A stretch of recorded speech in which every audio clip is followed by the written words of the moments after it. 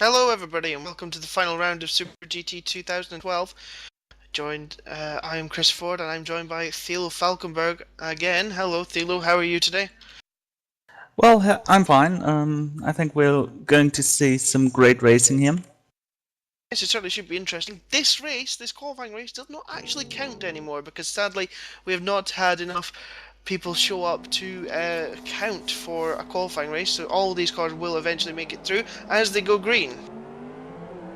Away they go down toward turn number one. This is a bit more of a practice race more than anything. All these cars will be through to the main race.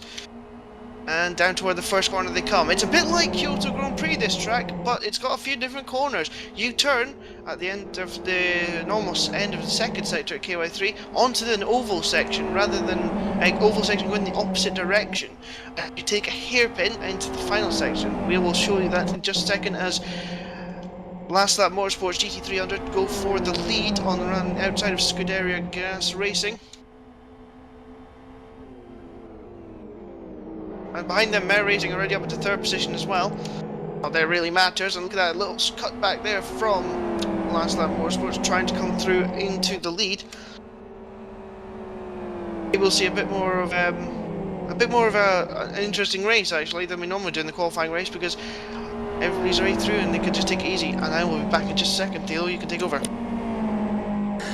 So we now see Lobato up in the lead, and behind them there's the battle between Mariluto and Bart Suvetsicus. Into that corner that Mariluto took that position through the outside. Good move there. So, and now we are entering the new section. With this right-hander happen, we're going into the oval, and then we have got the oval turn 2 here. It's flat out. We're now approaching turn 3 of the oval, which is also new for this as an open config. And then we've got a hard braking here into the right-hander. And we're back on Kyoto Grand Prix.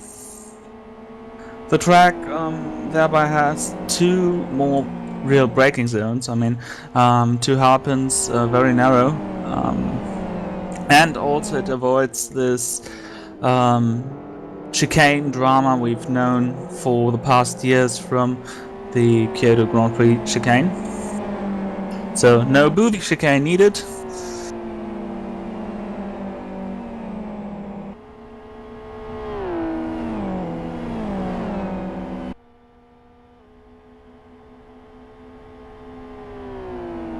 So meanwhile, cars are a bit stretched out. No one's in the back draft of anyone. I mean slipstream.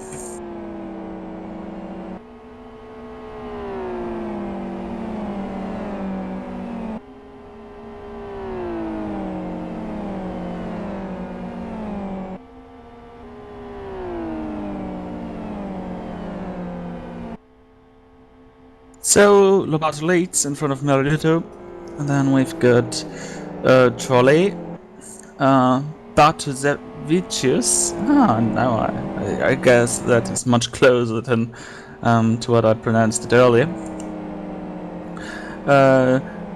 Jonitis in 5th, 6th is Lopez, 7th is Paris, and that are all cars racing him. Battle for the lead, Lobato and Mariluto. Bump drafting, at least it was close to it. Through that corner we've seen, I guess it was GTAL, we've seen many accidents in that corner. That's the reason why we call that corner. I remember a race where we've had, I think, 3 or 4 cars upside down and at that point of the track.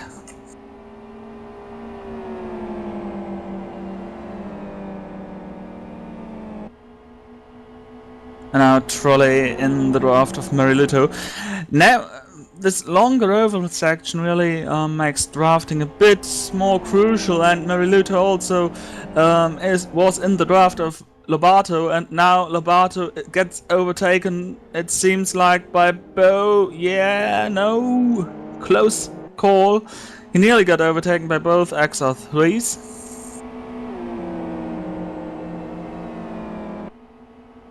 And now Lobato directly at the bumper of Marilito, trying to do the counter move into the hairpin, and he passes Marilito.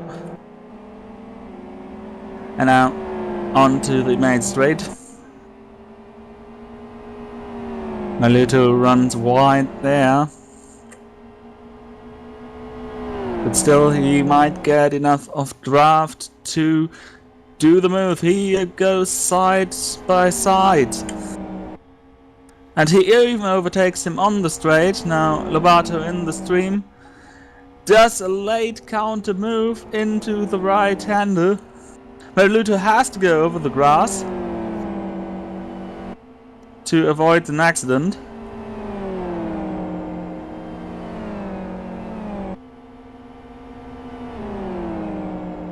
And now Lobato again in the slipstream. Marilito blocks, but Lobato with a cut back. But no chance. And now Lobato has to look into his mirror. Trolley is really at his bumper. I have returned. Hello, everybody. Epic stuff happening here. Flapping, Yep. epic. The battle between Marilito, Lobato and Trolley, and now Trolley is entering turn 9 side by side with Lobato. Will this go well? Yes. Look at Lobato's tyres. I know that I seem to say this quite a lot in Super GT, especially with the GT300. Lobato's tyres are destroyed. I suspect he might start to drop down. Oh my loot grief! We should go on board with Lobato, and just so that everybody could see the understeer he's having to put into that SR just now. Maybe the tyre pressure, apparently we can't do onboard stay, but something is not right with that setup at this present state. Trolley is going to come comfortably past using the XR speed advantage into the oval section for second spot. So thinking about trying to come around the outside into this new hairpin. This is the section I was talking about earlier, this brand new hairpin. Trolley a bit slippery under braking. Is Lobato good? Oh, Lobato's just going to spin him round. Well, thankfully Trolley managed to hold it together, but Lobato just drove deep into the side of Trolley's undercut there, almost forcing the XR around, but Trolley held on to it, and so did Lobato, and now Lobato's coming under pressure from the last time. Watch Roger dive down the inside. Thought about it, thought better of it, try and get the traction out of this final complex.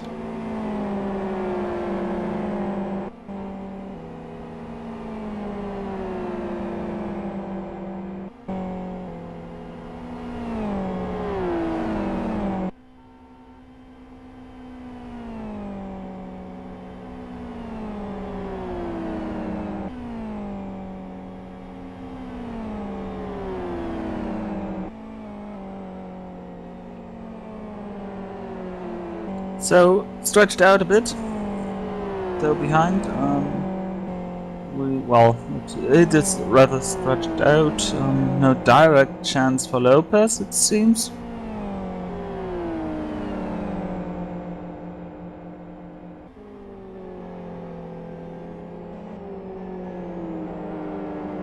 Lopez.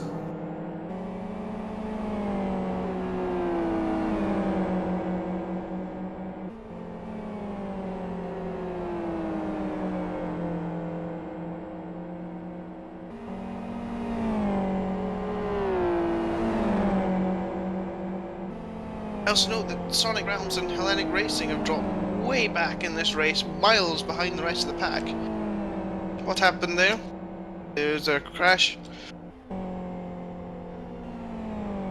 Well, if we look at the car of Sonic Realms... Oh, last time Motorsport are off, last time Motorsport are going to hit the wall. They managed to slow down enough to avoid big damage, but that will drop them back in their battle with who was it? They were Tuna Racing, was it, I think?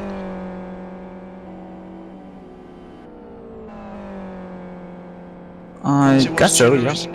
So Tuna Racing up to 4th in the XR, Asset Motorsports down to 5th place.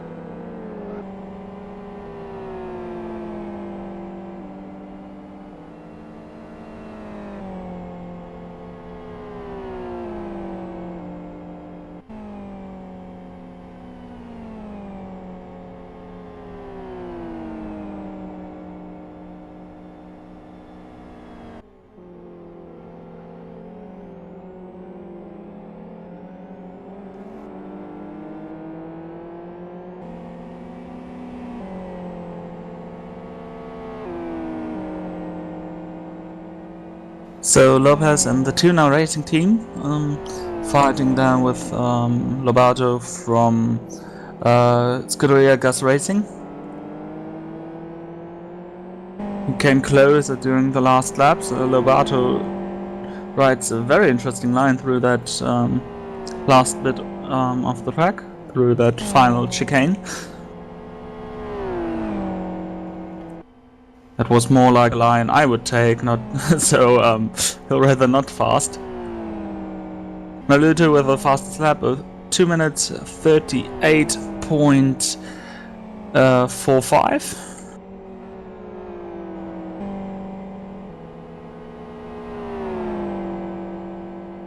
I think Lopez is going to get run here, Thilo, and it looks like he has. Bato's still struggling with his horrible looking tyres. He's going to make a defensive move as Lopez was coming through there. And Lopez just managed to squeak past Lobato, realising there's no chance he was going to be able to hold him back there. He's going to try and keep his car as close as he possibly can through this next right-hander and up towards the sweeps, but I think Lopez has done it and judged it very, very well there. The XR past the F, so what's Lobato doing? That's not going to go well. Save your tyres, son. Let's not try and ride curbs and destroy them even more. Well, especially as the race is not really counting for anything apart of some speeder database statistics. I would guess, I would say you rather take this chance and try to train your line, to train if you can work the tires, if everything's working. But well, they are racing. I mean, nice for us to see, but well, if it's really intelligent, I don't know.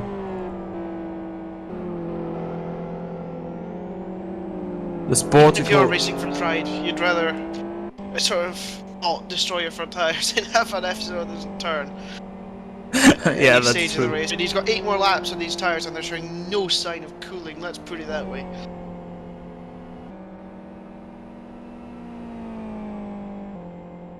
And this is the damage car of Sonic Round8 Racing, as I was saying earlier. Seems as though they probably, I would say, have gone off in the quick right-hander in Sector 2 and hit the wall. I'm sure we'll be seeing plenty of cars doing that today.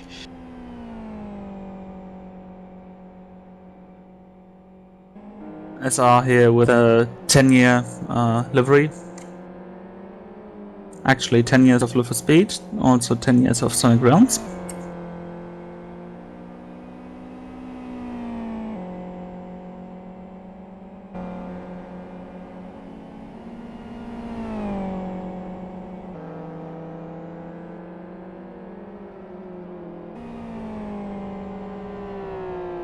So, also a very interesting front left camber, he rides.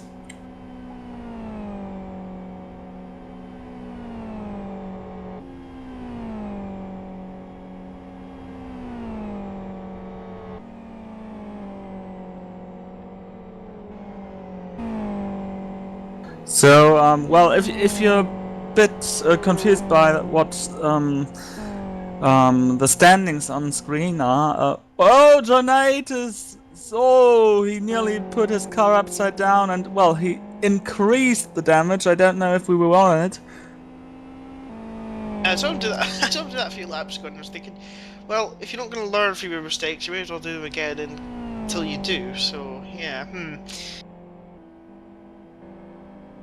Perhaps that's what he did, actually. Thinking about it, Theo, perhaps that's what he did. Hit the first curb to get that damage, and then flew off the side, and Lobato's caught up to Perez.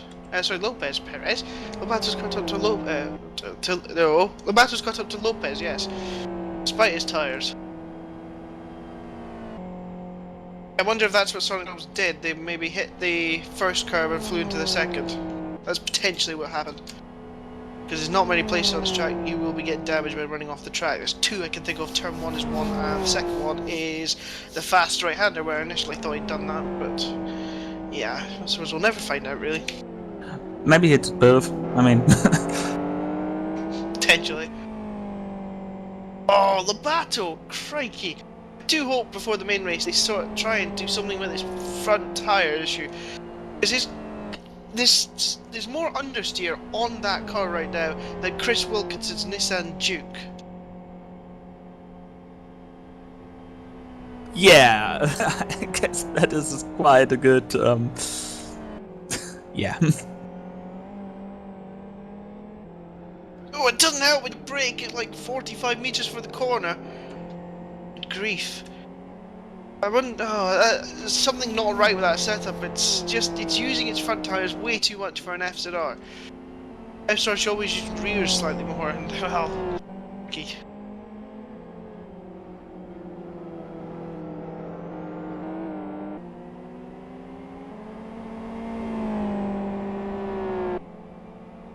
So Lobato, really raping his front tires.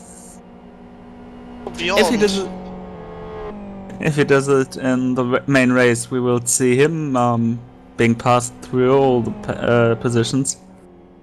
Nico Meriluto with another fastest lap, 2 minutes 37.41.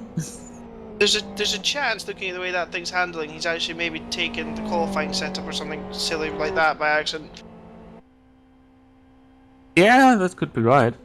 These guys know they have done enough in this car. Know that's just not worked.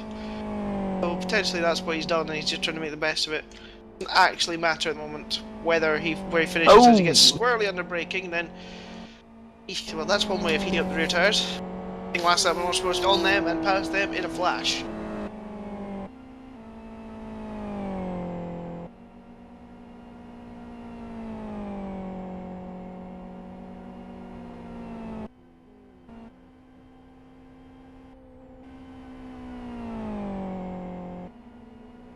So Lobato, yeah. Looking at what is up next, the qualifying will be up in about 20 minutes. This will be the first decision of the day at 17:40 UTC, with the race following at 18:10 UTC. Which will conclude this Super GT season, which has had several good races.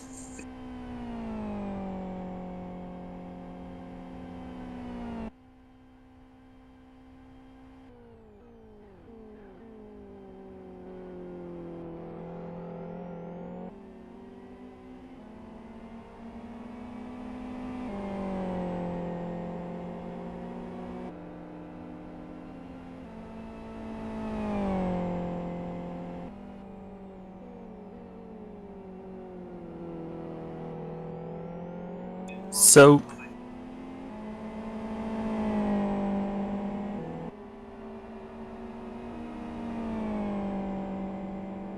last lap motorsport now in the bumper of Lobato. Indeed, Lobato turning his wheel 150 degrees for a 90-degree corner there. Well for Lobato there, and I think last lap motorsports have the pace and they have the consistency and they have the bus to pass Lobato's ailing Scuderia Gas FZR pretty quickly, you'd have to imagine. Like, Scuderia Gas are 2 seconds a lap off what they were doing earlier, and they're 5 seconds a lap off what Miralito in the lead is doing. Should tell you exactly what's wrong with this car right now. I mean, we've got a slightly though. We've got a rather long track with 7.7 kilometers. So naturally, the times are more spread out than on a usual shorter track, Grand Prix track like thingy. But still 5 seconds, I mean, this is a very competitive league, and I guess if this race would see more teams entering it, they would struggle to qualify for the main event. Yeah, I think they'd be completely screwed right now. They'd probably be... Well, I think a massive sort of indicator of that is whether Sonic Realms managed to catch them as well.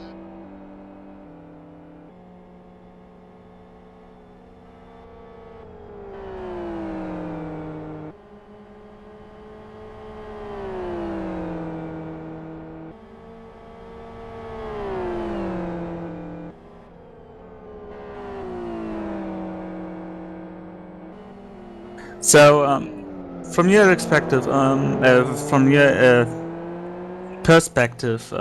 and expertise, how do you break those new corners? Have you any hints or something like that? Because they are rather new. Well, there's lines down to help the drivers, and last time Motorsports this time, I think, going to make it past the battle. As we come into one of these new corners, you'll see lines on the track. There they go. That's almost hitting the wall there, crikey. That's last time Motorsports comfortably passed now for 4th place in this qualifying race. But yeah, that's just there to help drivers know their braking points and things like that. I'd say the first sort of chicane is quite a hard one to brake for, because it's quite a deceptive corner, the hairpin, the right hand hairpin, because it feels like it should be nice and wide and you can take it quite quickly, but actually it's quite a slow corner because you've got to get reasonably good exit speed for the oval. So it's a bit more of a challenge, especially when you're braking and turning at the same time in one direction, and then you have to swing to the other. It's a bit more of a challenge actually, because KY3, everybody knows it, and everybody sort of... I think I was getting a bit bored of KY3, let's put it that way, at certain points of the seasons and things like that. So to have a little bit more of a challenge like this for the drivers should go down pretty well, I think.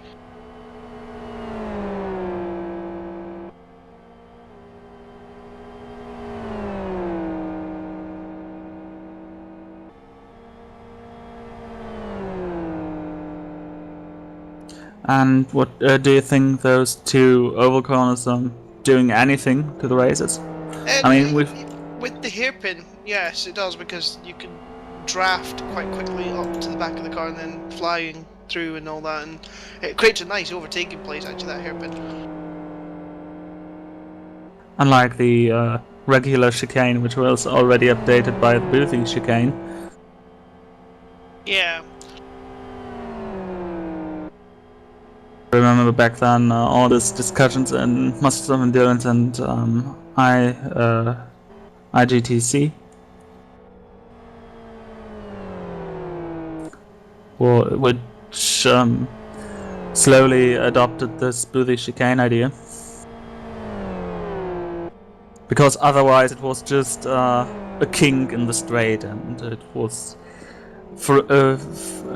it was ridiculously fast and also a bit dangerous, because you have a very slim line. It had a very slim line through that chicane, and you had to hit it with full throttle. And 1 meter left, there was already the gravel.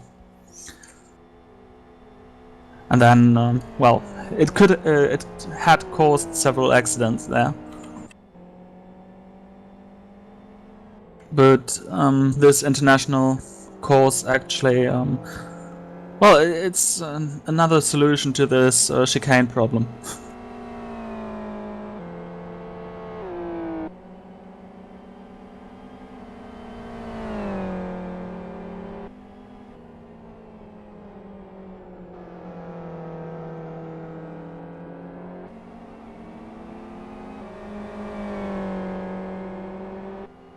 Indeed, so we are into the closing stages of this qualifying race, 3 laps to go. Trolley does the fastest lap, 37.24. I think we should, in the race, be getting mid-36s out the XR. FSR is a bit more of a...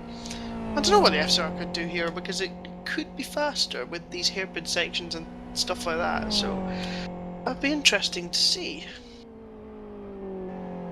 It's the championship between Vortex and Speedo in GT3 is quite close, and in GT500 you have the battle between Western Wolves and Speedo. So Speedo going for both championships.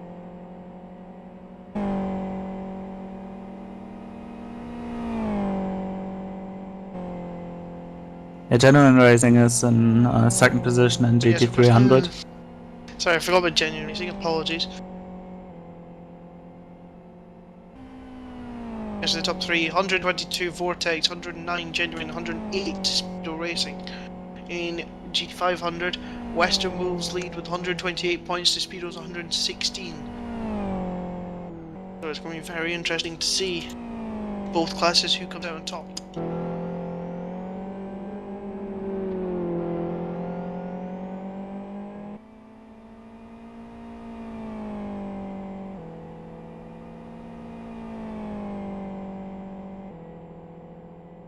Yeah, it's going to be rather interesting because this point system is rather close. I mean, there are 5 points difference between first and second, and 9 points between first and third.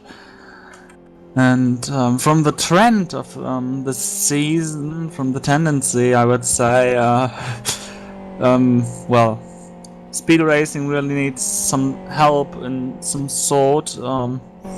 That Western Wolves, well, Binnett, for example, in turn 9, just to be to still have the chance to get this championship. Well, similar situation for Genia and Speed Racing to catch up to Vortex.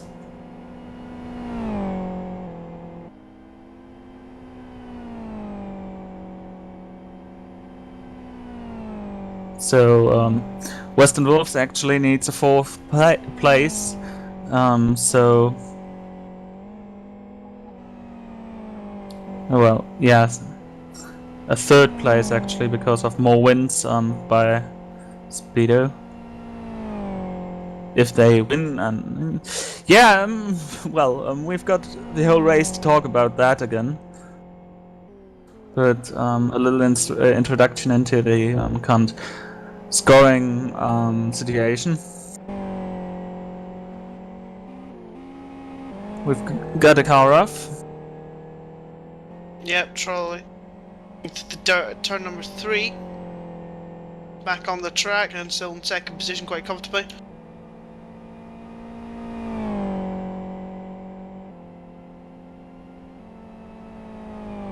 Oh, Unitas has passed Labato. I can only assume. Why are Labato's rear tyres now very hot and his front's not?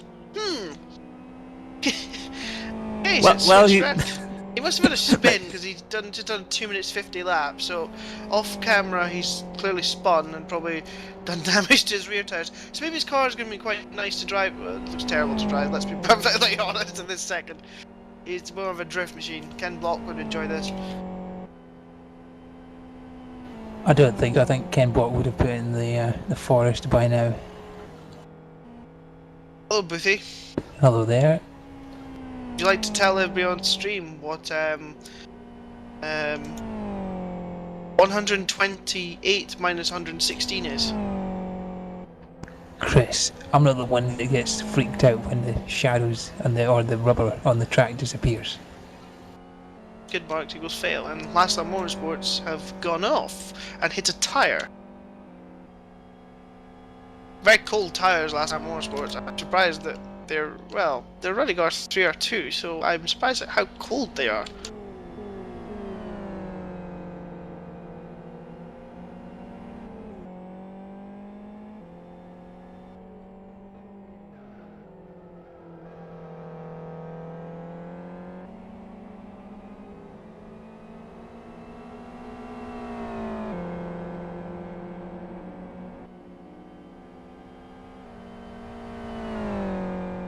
So we go on to the penultimate lap of this qualifying race. There really isn't a qualifying race today. Just a nice little warm-up for you all out there. watching Super GT live with me, Chris Ford, Theo Falkenberg, Michael Booth, and of course Philip Diaz streaming. This is not PSR TV. We will not hopefully be timing out every 2 seconds, and we will try to inform you if something actually happens on the track. And no, we don't like Gregor Hutu. And moreover, if something happens on the track, we will tell you that something happens and what happens, and not only that something happens, like yesterday. Well.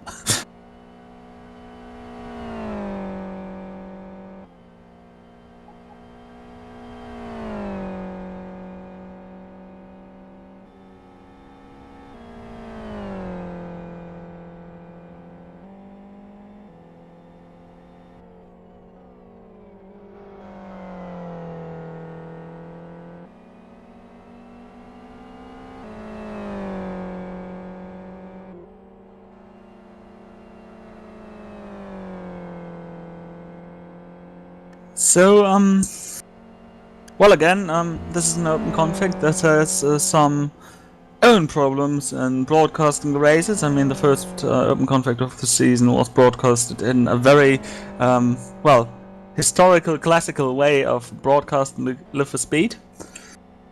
And this time, we have actually done, well, Phil and Booty in the background actually have done some adjusting and with path files and etc. So we were actually able to run a custom camera set as usual in TV Director.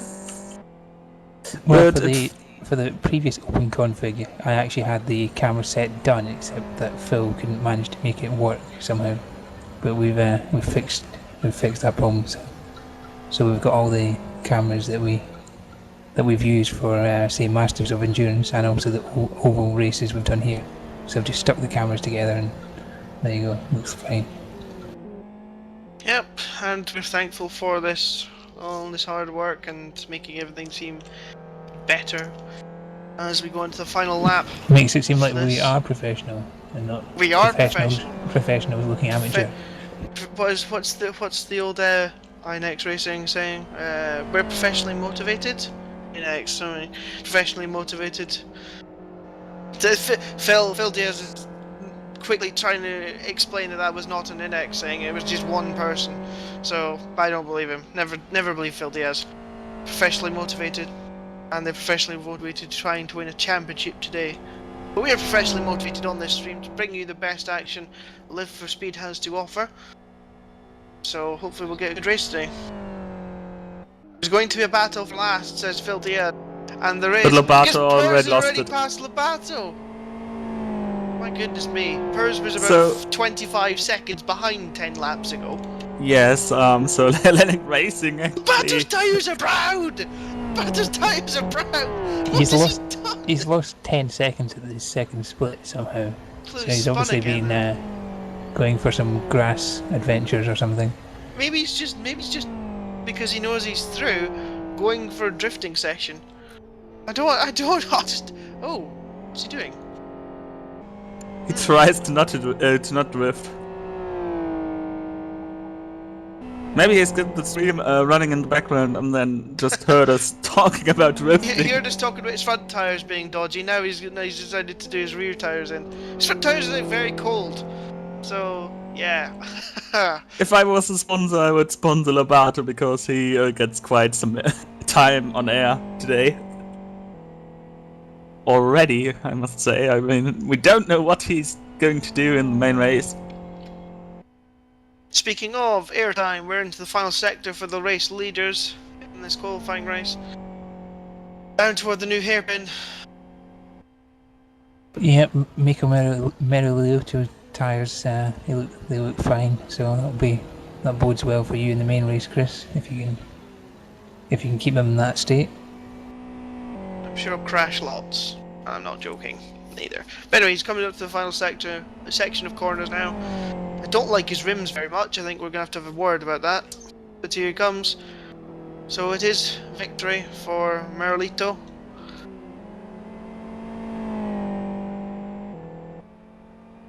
Killing the one post on the inside of the chicane. Yep, round and down, and it's a Speedo Racing database victory for the young Finn.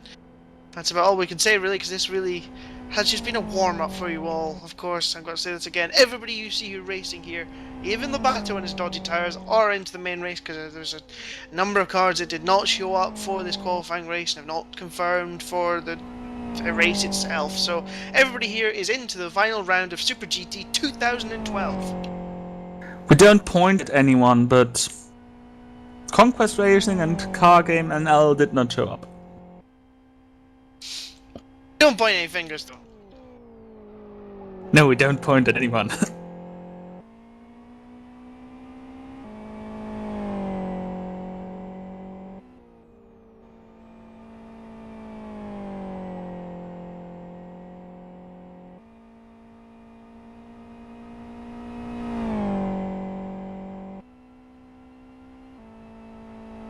So, race is over. Yeah, we should still have almost a full grid, 29 cars for the main race, qualifying for which starts in a few minutes, so we shouldn't have long to wait until we get some proper action on the track.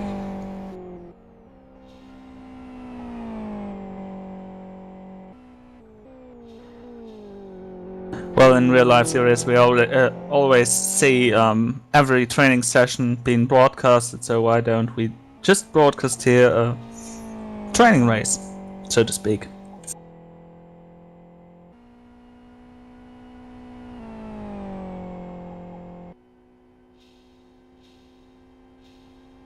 So again, this time again with Phil Diaz behind the cameras. This means we won't have to fear a fight between me and Windows 7, which is good for you, right?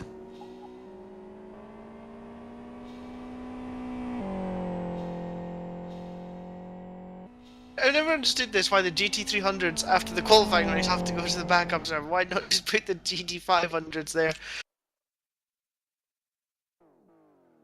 Anyway, so which way are we going to do this deal? Do you want to go over to the GT300s to cover that and I'll stay here? GT500 qualifying, or do you want to do it the other way around? Well, I go over to the most exciting, which is going to be the closest one. I don't know, really. Probably, well, I don't know. Spiro versus Western Wolves here. I think, let's see who's qualifying for Western Wolves. I don't know yet, because they're not here.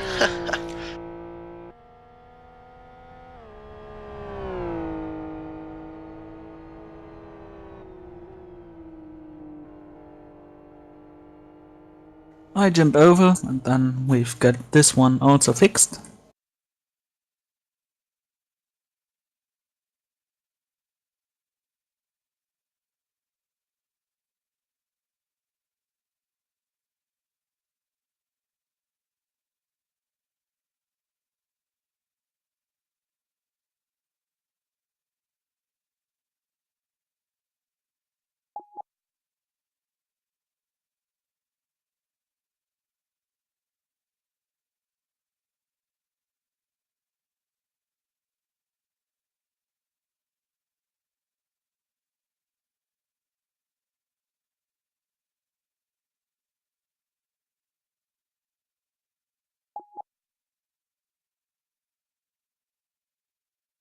Seems like Simon's sleeping. Broadcasting. Still.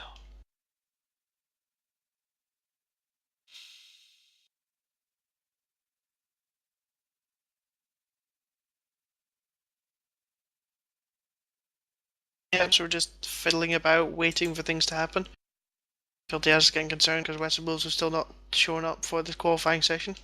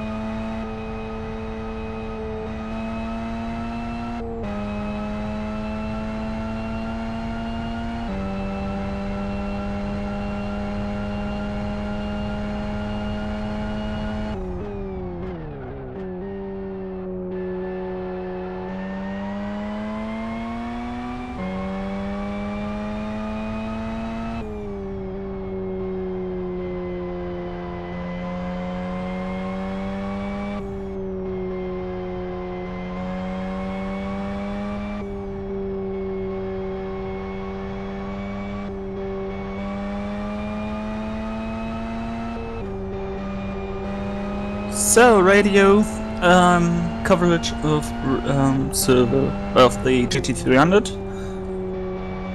Well, we have pictures of a GT500. Sorry, hello, I am still here. I'm just sort of wondering how Manchester United are 3-0 up. I haven't played so abysmally, but anyway. So yeah, we are underway in the GT500 server.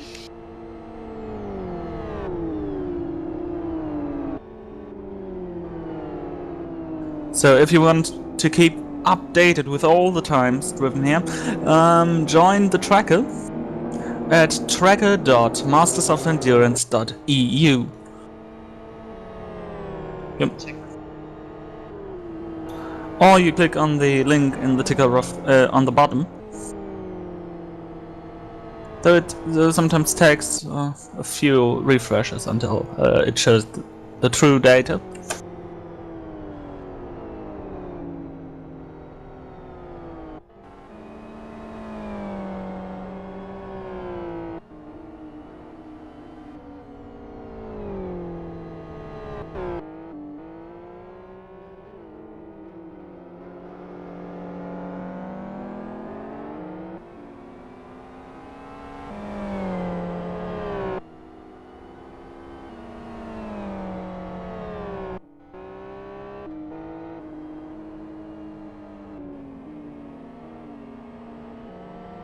So yeah, this is an interesting point for qualifying. You'll see this driver, Matti Venjärvi from Western Wolves, take a wide entry into this final hairpin to try and get the maximum power down and the maximum drive out to the corner. There he goes, nice and clean into the qualifying lap now. A little bit of oversteer through the chicane to try and maximise the speed down this main straight, which is all important on this track for this first sector. So here he goes into his lap. This is our championship leaders, of course.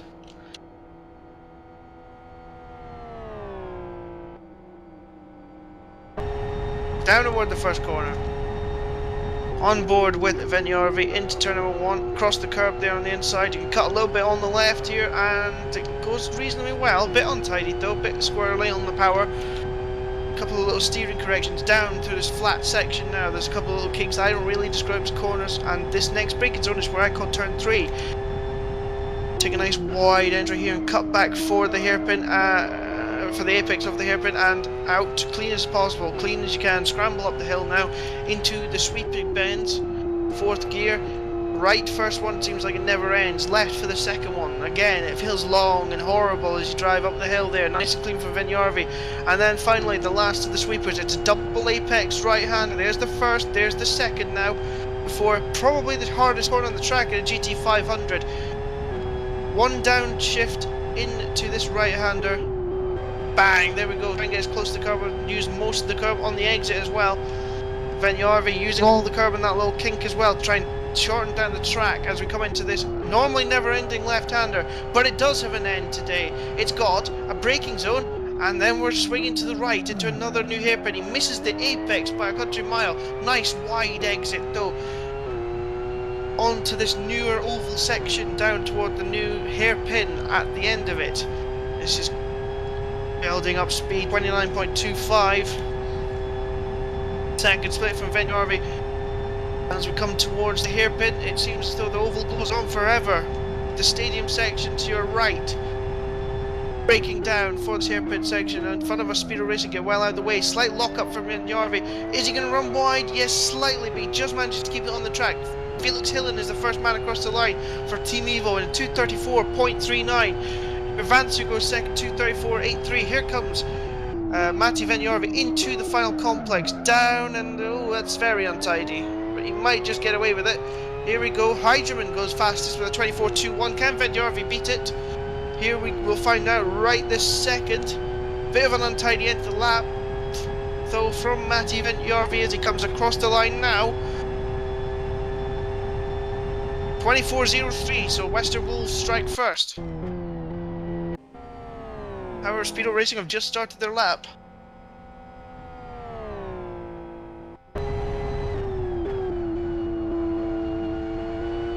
We go on board with them. It's Marcel Kraus. Sandman 90 now driving for Speedo Racing. Out the first corner, down this big straight again toward turn number 3.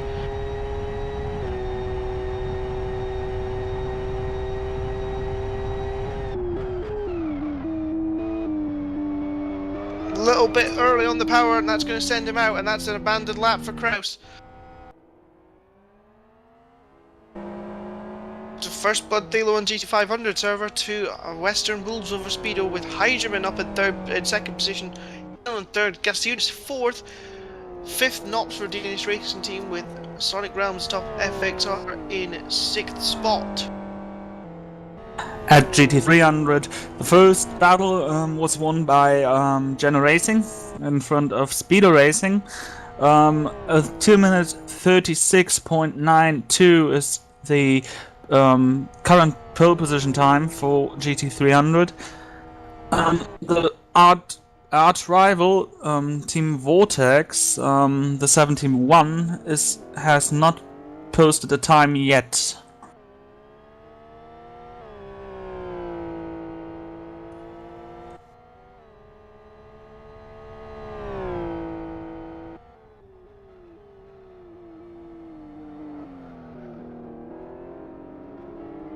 Campos with a massive slide as he comes to the end of his lap there. At the final sector, your tyres are almost dead. It's really hard to have a traction zone right there in FSR and XR, because you're just going to slip and slide as you try to exit the final corner. Campos for the line, and he goes last, 25.94. I don't know if you noticed, but he was actually on R3, and yet he still had overcooked his rear tyres.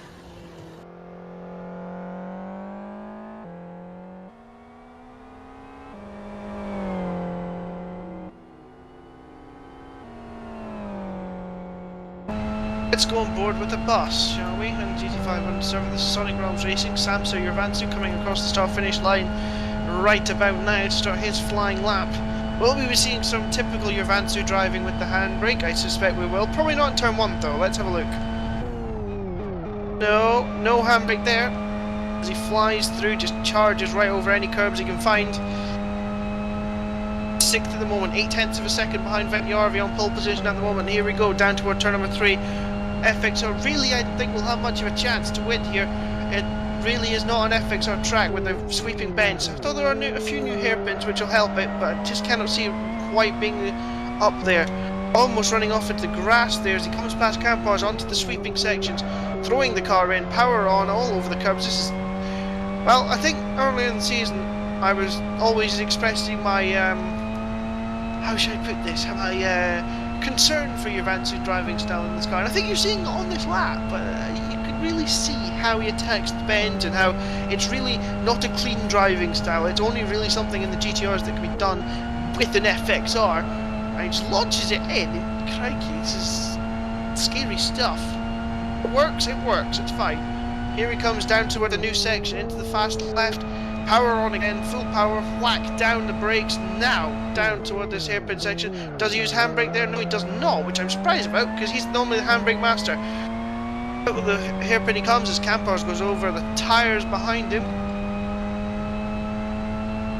Down to this oval section where the FXR will lose a lot of time. And actually he's given up the lap. In GT300, we've got now Vortex in pole position, a 2-minute 36.65. So he, Josela, actually is 0.3 of a second faster than Koskinen and Isaac Price.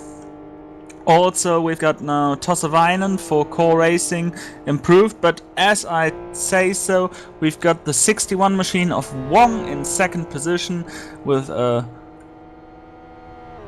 player zone now, and a 2-minute 36.86.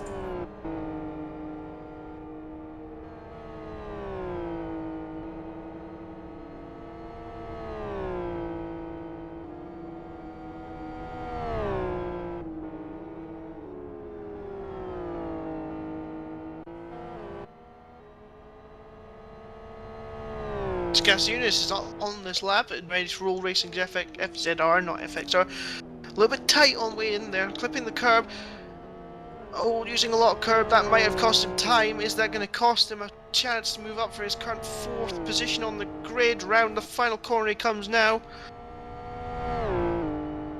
Using all the track there on the inside to cut, to straight line the track a little bit, and he goes up to second on the grid, 24.10. I think that could have been pole position if he hadn't quite got a bit loose and a bit untidy in the final. So what on earth is Samson Yavansi doing?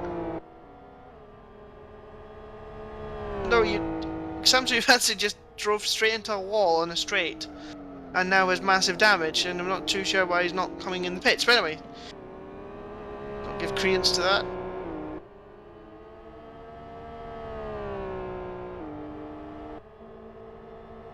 Kraus is rounding the final corners now.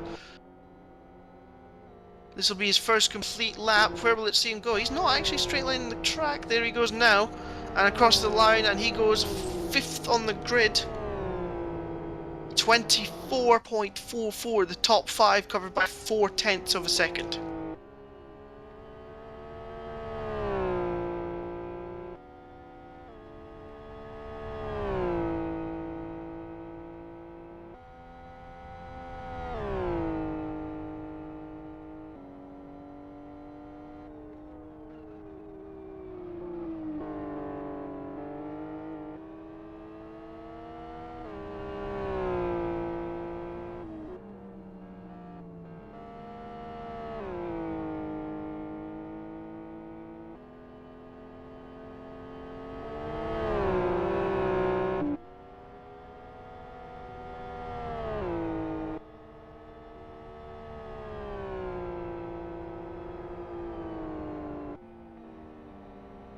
GT300, quick rundown here from the positions. We've got Vortex in pole position in front of Player Zone, Genu Racing, Speedo Racing, Core Racing, Meh Racing in 6th position. So that's rather interesting for you, Chris. Moreover, we've got E-Team FSR in 7th, Savage Sim Sports in 8th, 9th is Virus, 10th Scuderia Gus Racing Team. So they are not the slowest on track, even though they rape their tires, as we've seen in the qualifying warm-up race, however you want to call it.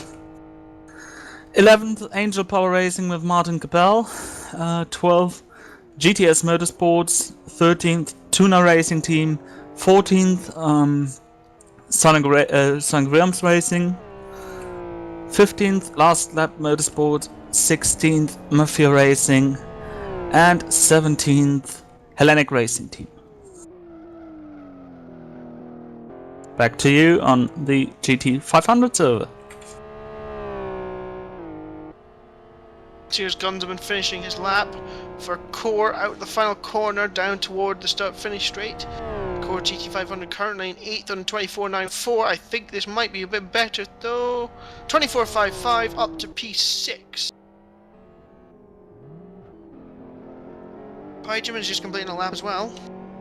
Yep, Hydroman just went purple in sector 2 on a 45.6 in the middle sector.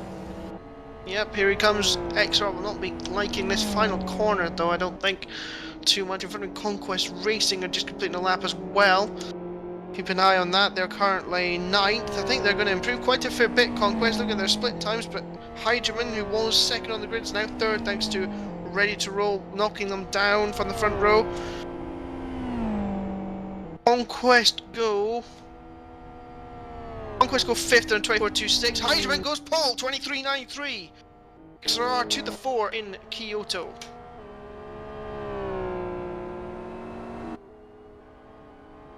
And Conquest and Genuine Racing hit each other in the pits as they come back out into the track. But Matti Venjärvi, 43.30, first split. Trying to get back his pole position, just a 10th of a second in it.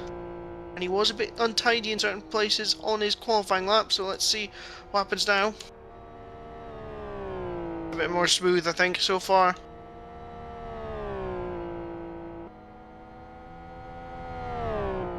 Genu Racing now in 2nd position in GT300 with a 2 minute 36.76 by driver Koskinen.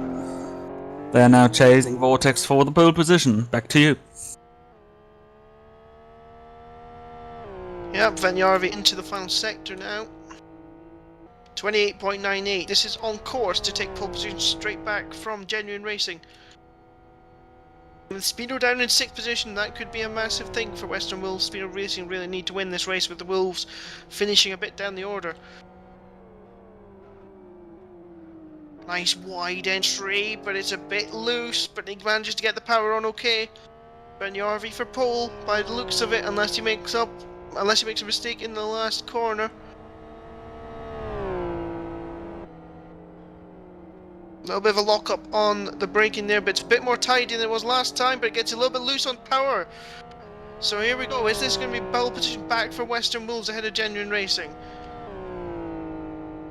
All the way down the hill now to the start-finish line. Over, cut the yellow marked lines to smooth your entry to the line.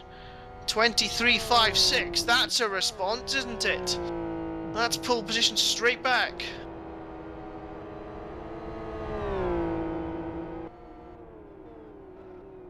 Near Speedo Racing, they're a bit of a better lap, I think, now. Going to try and move up from 6th spot and almost a second slower than Western Wolves at the moment. Kraus out the final corner.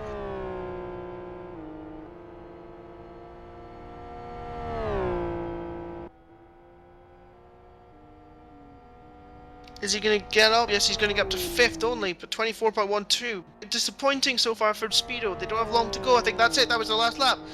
That is the end for Speedo Racing. In fact, that's the end for Western Wolves as well, because it's such a long lap. They're not going to make it round. So Speedo Racing are well back from where they need to be in this championship battle with Western Wolves.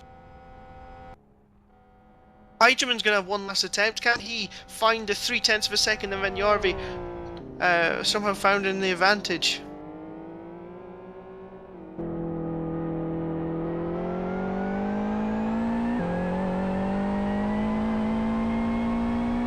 We're going to go on board with Heigerman through his lap. XR Power looking for pole position here in the final round of Super GT 2012.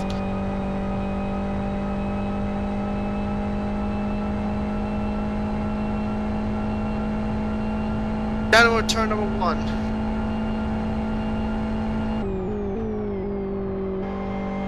Nice and smooth entry, good speed. Can he keep it straight? Yes, he can off the first corner, so it looks good so far for Heigerman. Benjarvi's going to get one last attempt as well for Western Wolves, just about, I think. We are coming toward the end of this session here. Heigerman down toward turn number 3. Breaks down, turns in, nice and smooth, all the way around there. Lovely cornering from Heigerman. Didn't even need to use all the track and kept good speed. Down toward the sweepers with the extra should be good through here, and it looks good, nice and smooth so far up the hill. No hint of oversteer, 43.28.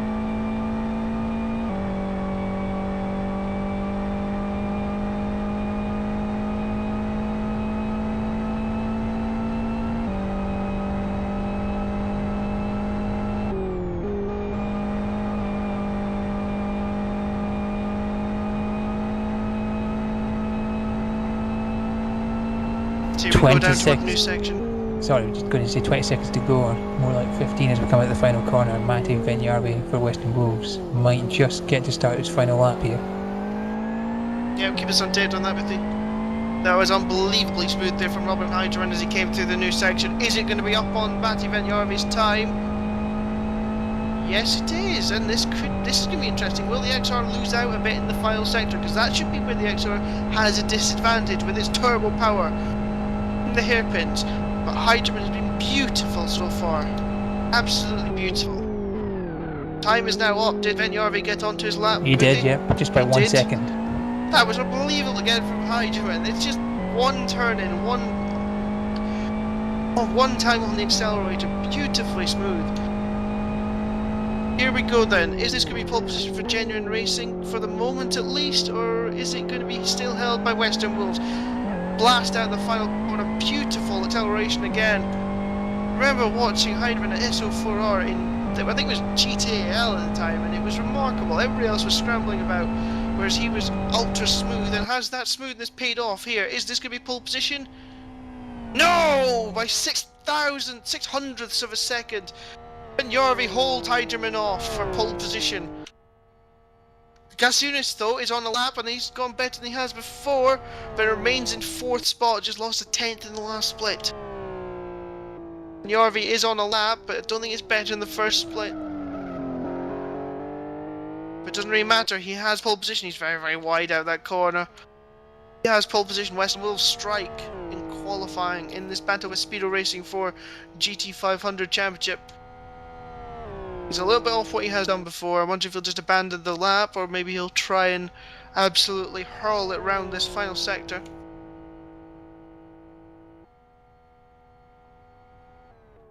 I was just looking at Hydroman's split times there on his final lap. And although he did the best lap, his best final split and his best lap, he was still a tenth off in the final sector. So that's where the XRR really struggles in the final couple of hairpins there.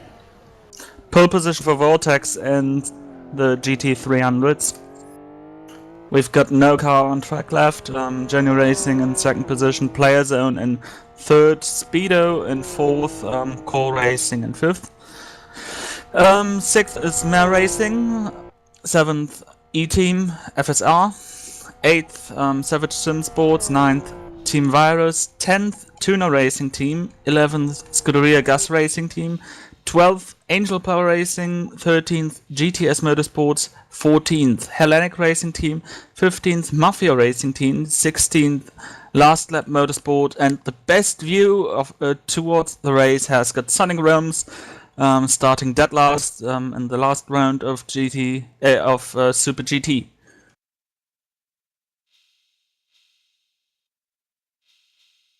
Indeed, so we will take a short break now, I do believe, until... Oh, sorry, I'm for some reason I thought I'd gone through the GT500 order, but I shall do that now before we go for a short break. Western Wolves, pole position ahead of Genuine Racing. Unseen by me, Team Evo have sneaked into third ahead of Gasunas, so it's fourth for Ready to Roll. Fifth place for Speedo Racing, so that's 4 places behind their championship rivals. In sixth, the Danish Racing Team ahead of Conquest and Core. In eighth, with Sonic Realms, ninth. Gravity 10th, 11th Savage Sim Sports, 12th the Reality Team, and in 13th we have a car. I've lost, for goodness sake, I've lost the number. LFS France, right, there we go. I did have a nice note of all the teams that were here today, and they joined late, so I do not have their team on my list. But anyway, that's the rundown of the GT500 qualifying, and we will be back very, very soon for the final time in 2012 season of Super GT.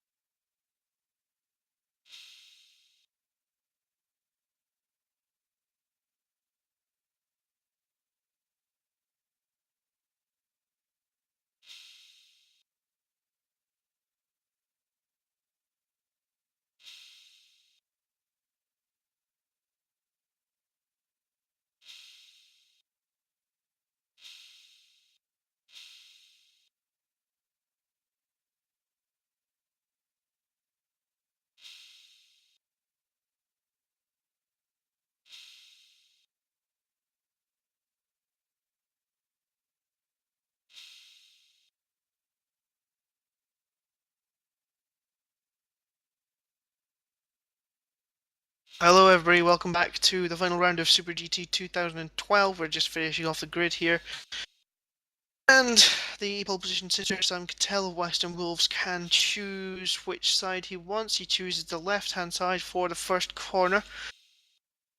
And in GT300, Vortex choose the right. Okay, well, just to be confusing.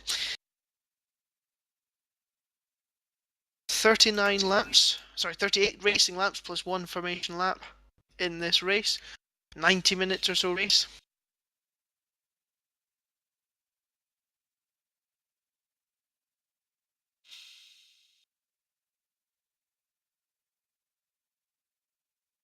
Well, it's a rather interesting choice, the right side. Though, of course, it makes sense if you think that the first real braking corner is a right-hander, but well, through this bend, which is the start-finish line, you can already be overtaken on the left side, so this is going to be interesting to see. Simon Cattell had a rather conservative, yeah, because left side, you don't expect anyone to overtake you on the right directly after the start on this track.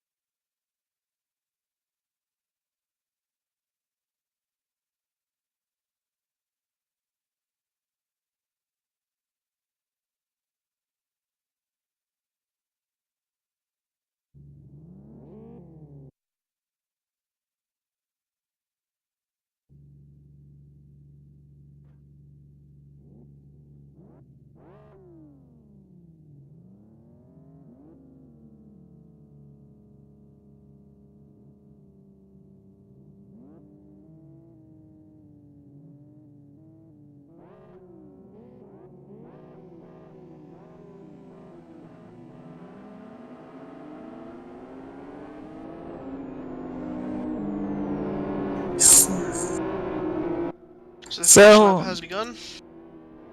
Right, the field up in front pulls away. Going to be a long formation lap, isn't it? Of course, the 2 minutes 40 lap, 2 minutes 25, sorry, for GT500, and yeah, probably about 3 minutes this whole thing will take. I think the tyres might be quite cold by the end of this. But we're going to do the grid now. Dilo, over to you. So, we're going from last to first. In the last row, in row, what is it? Totally in row 15.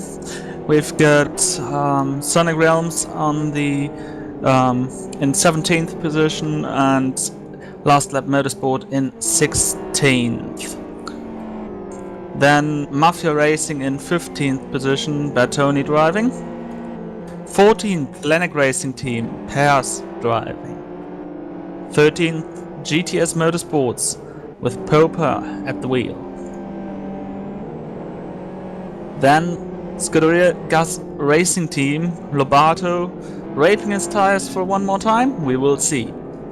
Angel Pell Racing, Martin Capel, in 11th position. 10th, Tuna Racing Team, with Lopez.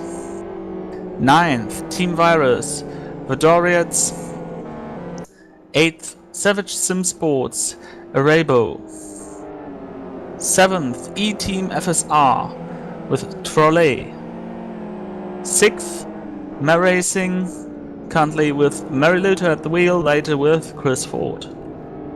5th, Core Racing, Tossavainen. 4th, Speedo Racing, Isaac Price.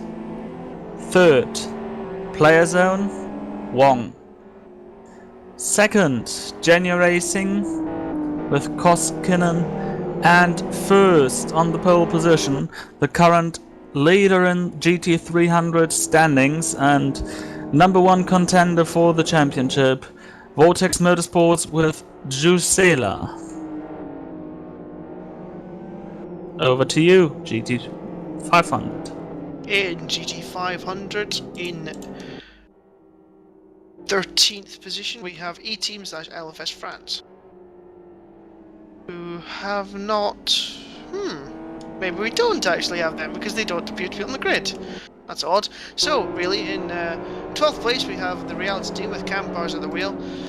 In 11th, Savage Sim Sports with Rassinen at the wheel. Bjorkland's at the wheel for Gravity in 10th, with Sonic Realms 9th with Samsu Urvansu at the wheel. Core Racing are 8th with Gunzelman. 7th, Conquest Racing and Goik. 6th, Danish Racing Team and Knops. 5th, Speedo Racing, one of the championship contenders in this class, with Karekis at the wheel. Ready to Roll's 4th with Claudius Kasunas taking the wheel for this first stint, with Team Evo 3rd with Felix Hillen. And the front row of the grid, Robin Heigerman for Genuine Racing, and Simon Cattell and Western Wolves on the pole position. And we come into the final sector soon. They will, there we go, maintain safety car speed, or the GT500 are told. Soon it'll be time to double file up. Last ditch attempts to get some tyre heat into these tyres that are being abused a little bit at the moment, not by this very, very long lap. Yeah, by the way, sorry, I've messed up some names and, well, you should not always just look at tracker, I guess. GT500 already on the front straight? Indeed, here we go, double file. Left, pole position man Cattell. Right, Heigerman. Down the hill they come. Nice little order going just now. They are ready for the final time in 2012 to take the green flag. There we go, and the green flag is away, and away go the GT500s. It looks as though the Karekis is bumping Hillen, who's bumping Cattell. Heigerman gets swamped there. Karekis is coming to try and take the lead, but he's going to get switched off by Hillen. Hillen's going to think about going for the inside line, and he gets it. Hillen takes the Cattell very cautious off the start there. Bit of bumping and boring in the back though. It looks so Kasunia's got a little bit of a tap round, but everybody seems to be okay. No, Gunzelman's off. Gunzelman is actually off the track. So I was going to say I thought everybody was fine, but no, they're actually not. But it's... And look at this, Heigerman defending for Karekis with Cattell right there. So Heigerman's going to take second. Karekis gets out. Cattell, championship battlers, of course. So first to third for Western Wolves as the GT300's ready to go.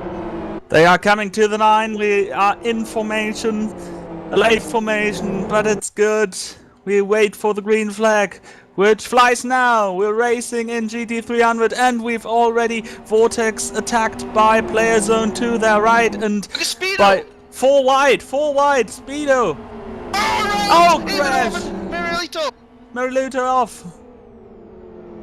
And, oh no, Ivanov comes back into the field, and this is a big one.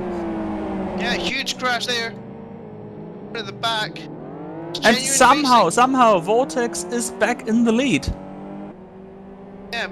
No, it's not. No, it's not. It's Price leading mixed for up. Speedo. Price for Speedo, yeah.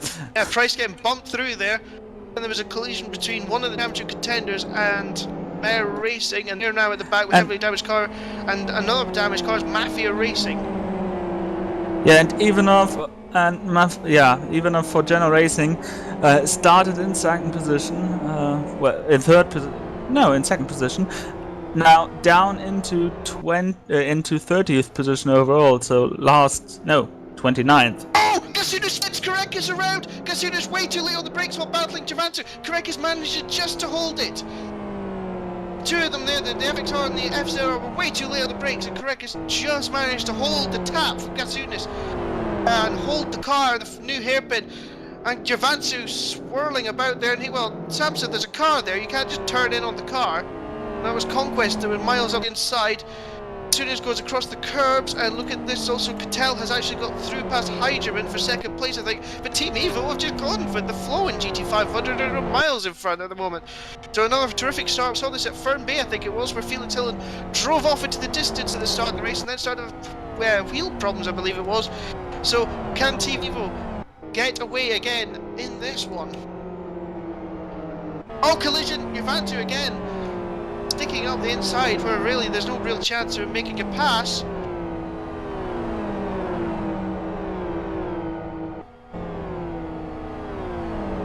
Meanwhile, in GT300, Mika Mariluto drives his way through the field again, just past Sonic Realms, while we've got, who was it?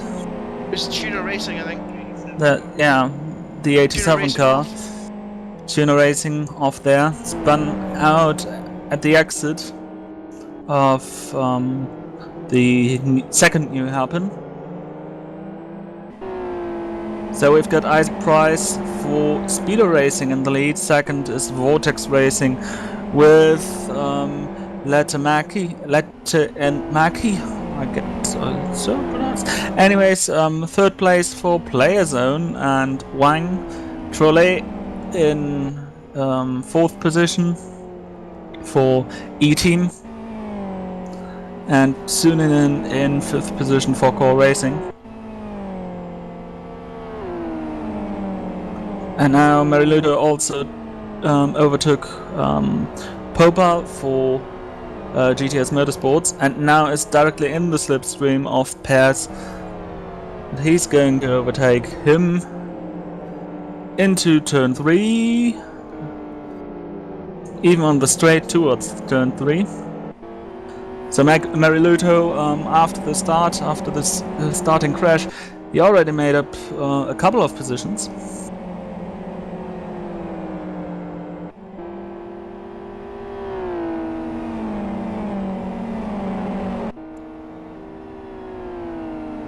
He has got quite some suspension damage though.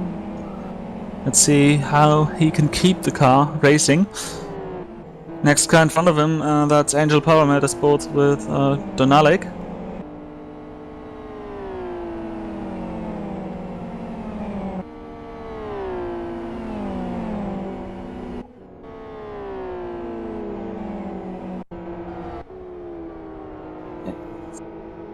Into the hairpin.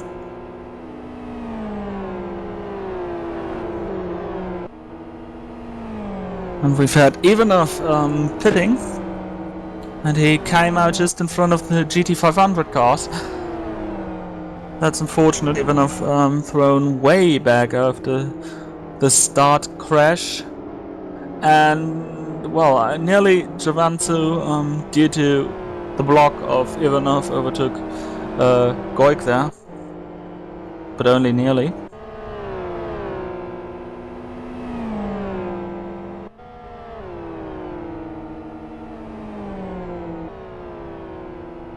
And back at GT500 zone, we have battle for the lead between Team Evo and Western Bull. So Simon Cattell really has caught up pretty quickly to the back of Felix Hillen.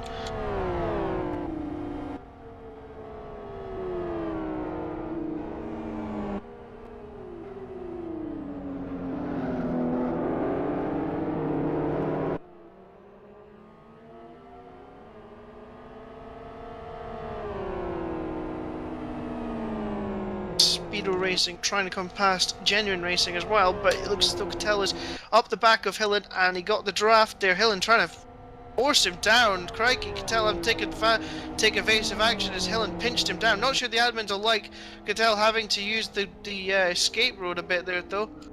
That could be interesting. And is he going to go for the switchback on Hillen? Yes, he is. So Cattell takes the lead, but I wonder if the admins might have a little look at that, because that was a bit naughty from Simon Cattell, even though he was squeezed down there. At least I think he was squeezed down there. It was a bit of a bad camera angle I was watching from. Hillen back up the inside. And is he going to be able to just get the drive off the corner? No, Cattell gets the drive on the outside line. That's probably it. Now Western Bull's back in the lead. In GT300 we've got now Vortex in 3rd position. They were overtaken by PlayerZone. And now we've got a massive train, PlayerZone, Vortex, E-Team, Core Racing, and the Danish Racing Team. No, Savage SimSports, sorry. Don't know how I got them mixed up. And behind them there is Dorians for Virus, but he gets a visit by Racing's Mariluto. And not too far time, Mariluto really pacing through the field. Karekis has got around Hydroman now. They're still battling on the track though, as you can see. Hydroman coming back at Karekis to take back that 3rd position.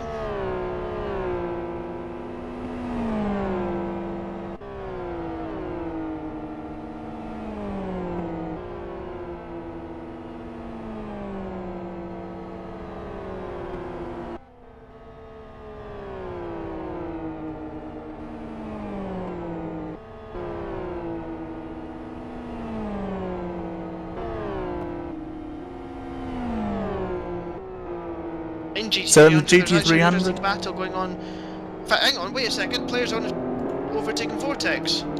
Yes, that was what I told. Oh right, sorry, What I've I been looking at said. replays. So Okay. Trolle and Suninen are actually battling E-Team versus Core Racing, and Core in the draft goes now to the right of E-Team. He should make the pass into the chicane into turn 1. He's around, and now let's see if Trolle is able to do a counter now. The long second straight actually with 2 kings in it. And Trolle goes side by side with Suninen. The slightly worse line there. Suninen still on the inside for the next braking. And side by side, no contact, fair racing. And now we've got Savage SimSport right at the back. And Trolle keeps it bumper to bumper there through the sweepers. Now downhill, and Trolle in the slipstream. Suninen covers the inside for turn 9. That corner. Suninen keeps the position, but now again an attack. Again the outside line for E-Team. Into this long, never-ending left-hander.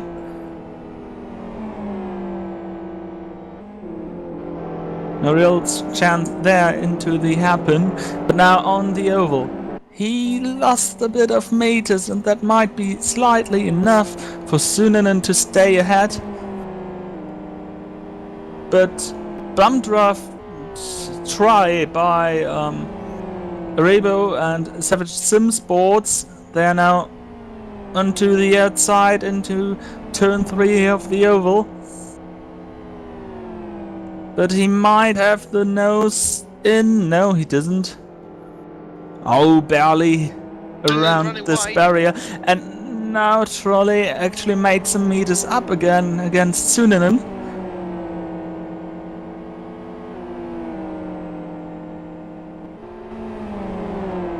And Arobo tries the outside line, and this hairpin doesn't work. Cutback doesn't very work close in this racing here between these two, ding dong style, judging it to perfection at the moment where Rebel where his front of his car is, because he is just about making contact with Trolley, but not quite doing so.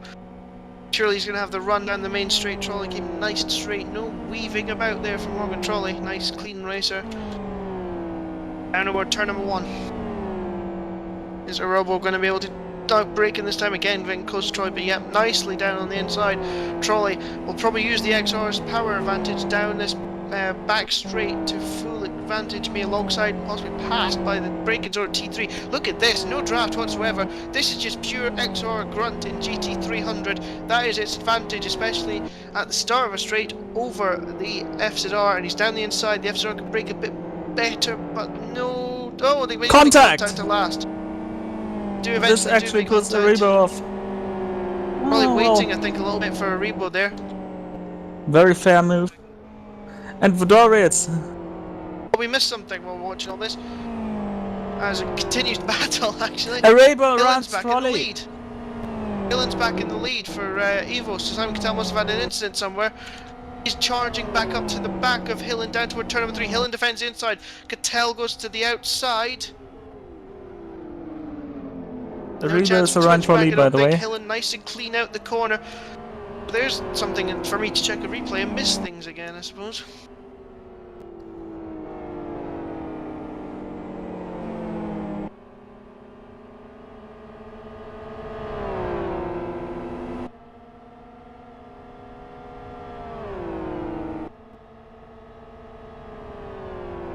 Apparently we're hearing Cattell went wide on the bridge turn, which is the fast right-hander. But they're out right this second.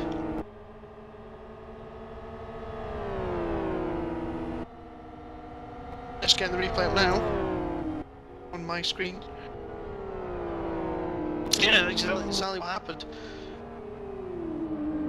Just got very, very wide and lost momentum. Did well to hold the car, actually, Cattell there.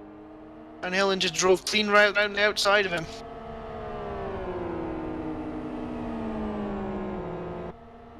Just when you think it's safe for Western Wolves fans to come out, we're going to have to go back in again.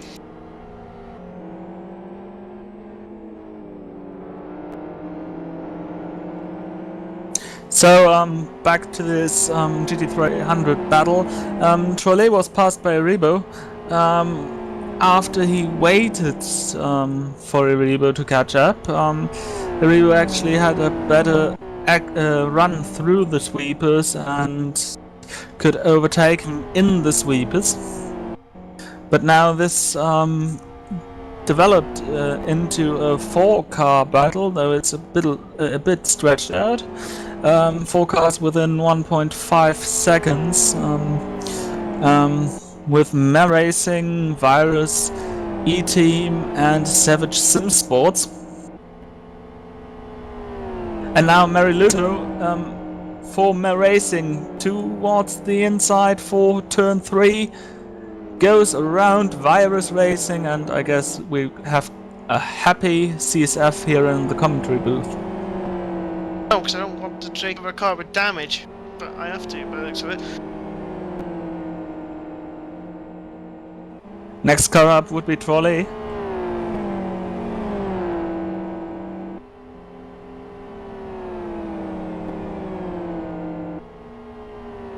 Mariluto really on a charge here, in the first 6 laps of the race.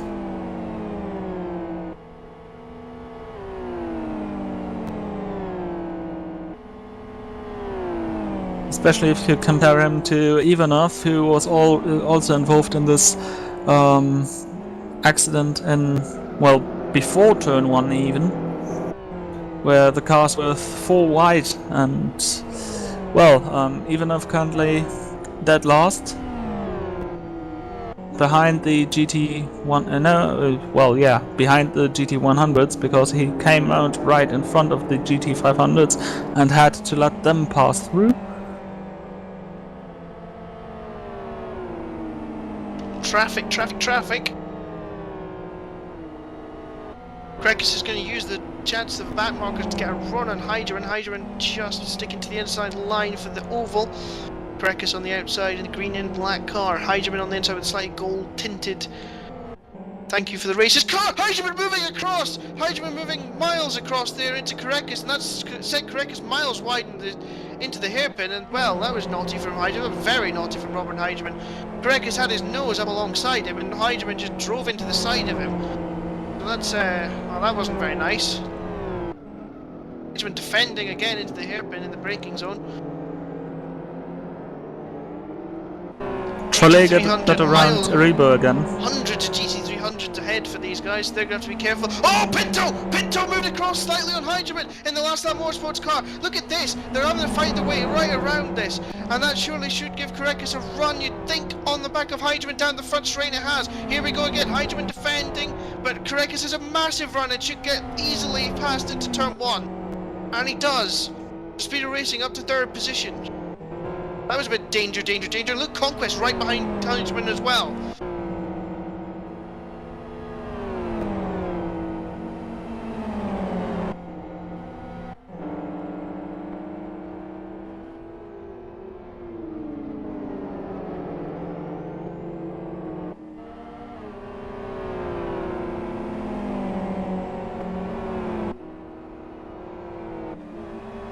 Popa and Donalik getting there, the blue flag, because behind them a bunch of GT 500 cars are there, but more impressive the battle between Pinto, Pers and Senao.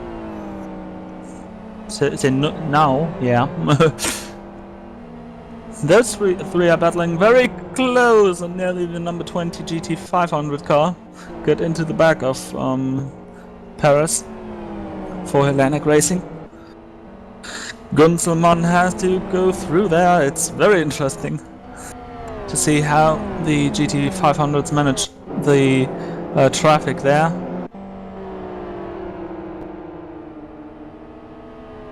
We missed something happening before that between Hydroman and Korekis in sweepers. And that was Hydroman getting a bit angry with Korekis, and that's why he made that sort of sweep across move on the exit of the oval. I did think it was odd. I'd never seen Robert Hillen! before. Hillen, something's wrong with Hillen. Hillen has lost the lead to Cattell in the back markers. Cattell's Yes. on white though. Cattell's off. The back markers really are having a massive influence on the GT500s at the moment. Yeah, I just was looking at your team, and then all of a sudden Hill and Cattell came flying onto this, and then it developed into a battle, and well, then the rest was seen by you. And yeah, not only a big influence for the GT500, but also a big influence for the GT300s, because Mariluto lost in all this lapping traffic the position to Doriot. And Gazunas has to squeeze around the fighting G. Oh, a car cross! Goik was standing there on the track, sideways, spun around. Oh boy.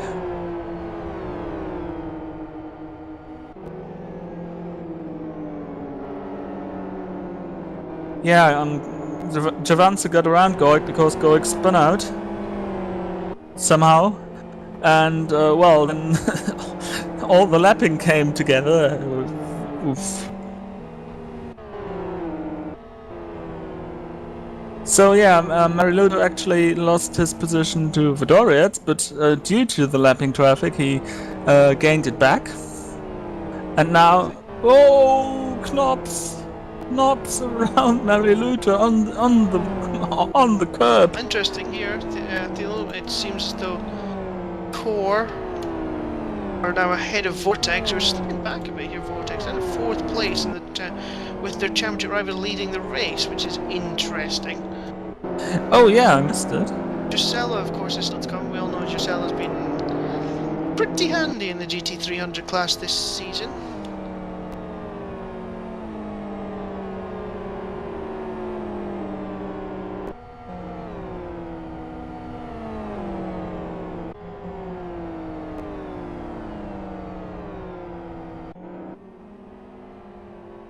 And even though this is a pretty long track, we've got much of traffic incidents so far.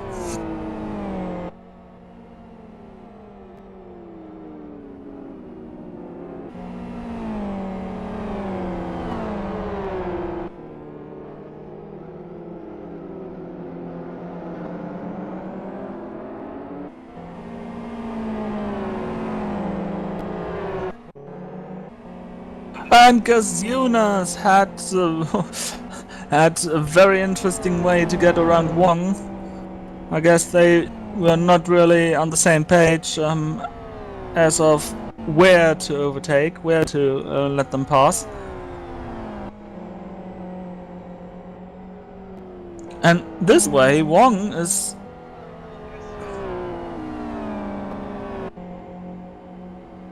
Gazunas in the sand!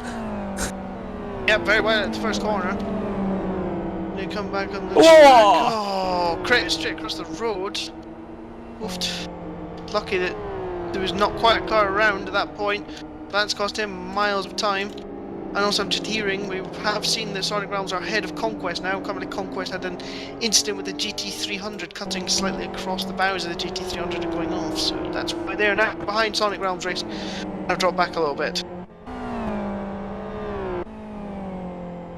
So quick running order. Team Evo lead from Wester Wolves, from Speedo, from Genuine Racing in 4th, Sonic Realms 5th, Conquest 6th, Danish Racing Team 7th, from Core in 8th, 9th for Savage Sim Sports, and now 10th are ready to roll with the Reality Team in 11th and bringing up the rear Grav T Racing.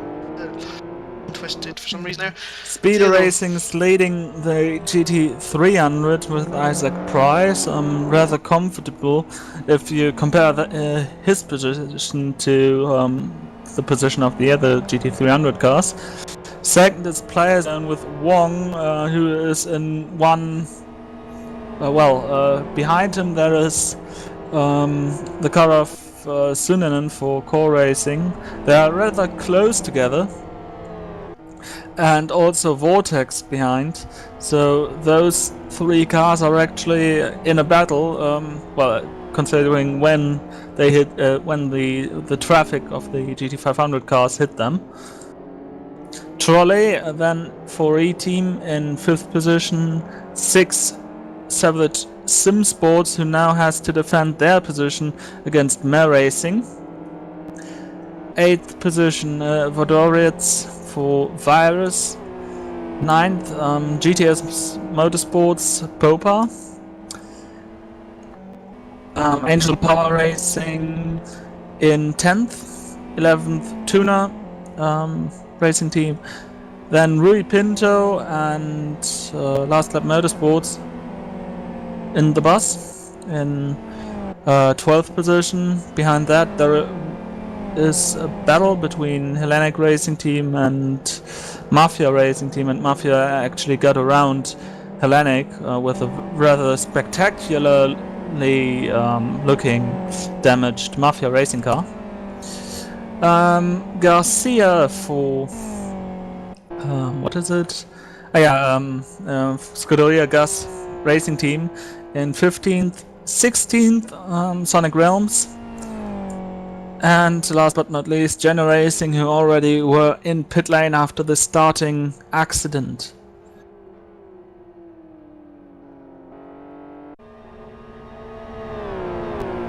And now Marilyn is really at the bumper of the Savage Sim Sports car. Staying in GT300 for this moment. Through the sweep is... Actually looks like, even though the Mare Racing car is quite damaged, that it can follow the FZR through this. Though they are not in the direct attack position for turn 9.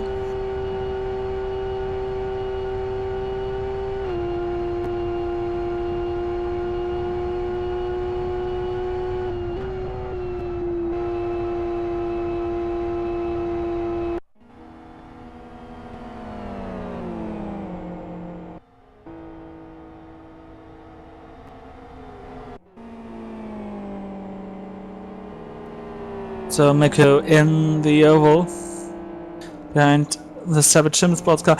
It doesn't look like, when he's entering some longer straight, it doesn't look like he's close enough to really attack the car in front of him, but in the sweepers or in the slower corners, it looks like he is in the direct contention, inside line, nearly contact there. that was... well, if it had worked, I would say it was a brave move, but in this case it was a stupid move, because now Doritz, for Virus Racing, is taking the position. And Marilute just lost not only a couple of ground, but also a couple of, well, a couple of tire wear, because locked up tires are not really good.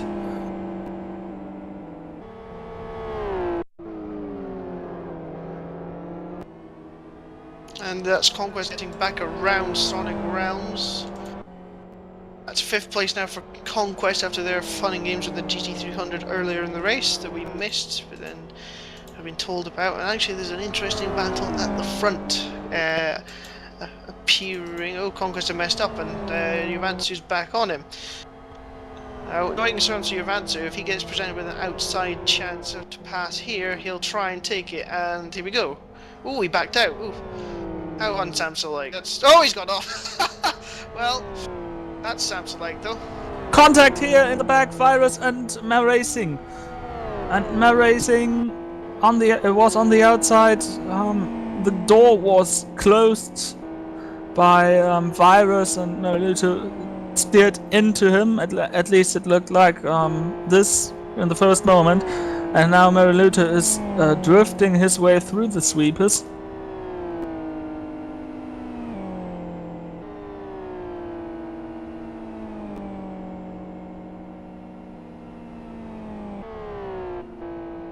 So, top 3 in GT500 covered by just over 2 seconds. Hillen, Cattell, Karekis, Evo, Westerwolf, Speedo. There's a joker in the pack today, and it is Team Evo. To say that, yeah, Hillen decides to go drifting through the final corner, and Cattell has caught him up again. Wonder if Cattell can stay off the grass this time if he manages to get past Hillen.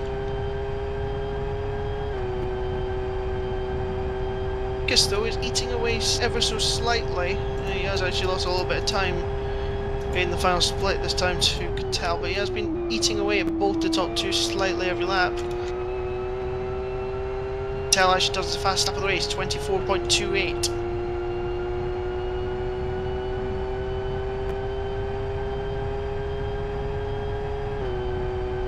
We're looking back from the Team Evo car.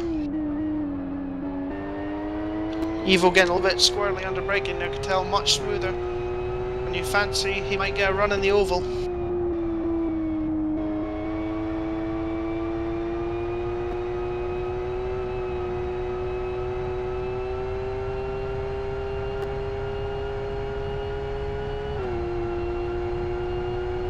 However, at the top of the hill, Felix Hillen has got a little bit more of a gap to Cattell.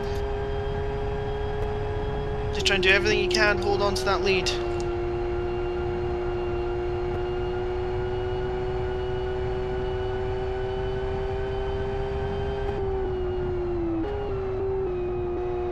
In GT300 we've got a battle for second position between Core and Player Zone. Player Zone's Wong actually defending the second spot on the podium so far, with 13 laps in on the 13th lap overall, 12th lap in the race. I'm very surprised that Vortex are this slow at this stage of the race. It seems as though they're struggling a lot more than they normally do out there today.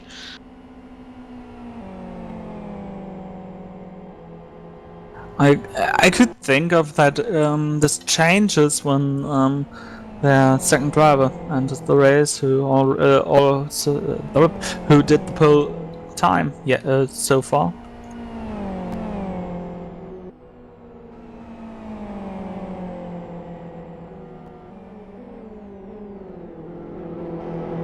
Also, the important fact is that those cars are currently running heavy on fuel. And Cattell's going for the lead, sorry to interrupt. Westerwolf's going back for the lead off of Team Evo. And they've actually dropped Karekis actually the top 2, but Cattell does smoothly take the lead back. Is he going to be able to hold it this time through the first corner? It looks as though Hillen's got the better run, he had the slightly better line. Can he get back at... Oh, he hits the back of him and makes a little bit of a slide, but he manages to hold on to the draft and has the inside line for turn number 3. This is going to help Karekas out, I suspect. Who's going to be latest on the brakes? It's Hillen. Hillen down the inside, and he makes it through. Nice move there again from Hillen to take the lead back. Karekas just sitting back and thinking, I wonder what might happen here, whether I could steal the lead in some way. Well, if he wants to win the championship, he's going to have to do it at some point in the race. Indeed, he needs to make a bit of an impact. Some car off, Giovanzu is off. Was off. He ran wide into turn 3. Another adventure for Samsung Giovanzu. Now down in 9th position.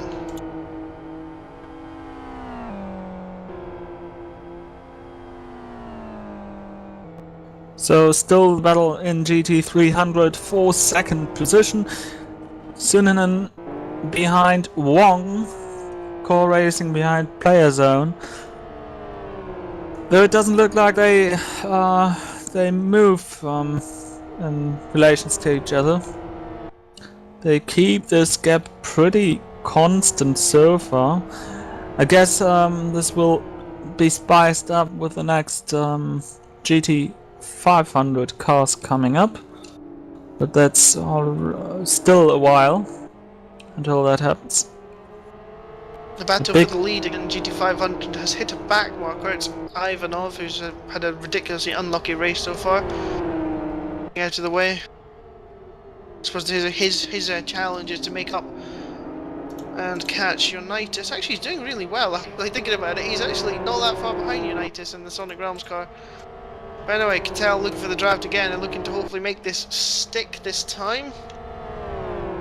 Hillen going to the outside line. Kittel's going to have a nice big draft and he's going to go straight through. Hillen, you'd imagine, will cut straight back in to get his draft. No, not quite actually. I think that could be this over this time. Unless Hillen can find the traction through this chicane. No, he makes a mistake and uses the old skippy line and well, that should be that now, I think. Hoik for the fastest lap, 24.27. 100th of a second faster than Kittel. And he promptly goes off in turn 1. Phil Diaz is informing me. Very, very good save, so there we go. He's obviously pushing very, very hard to try and catch up to Heidemann in 4th position.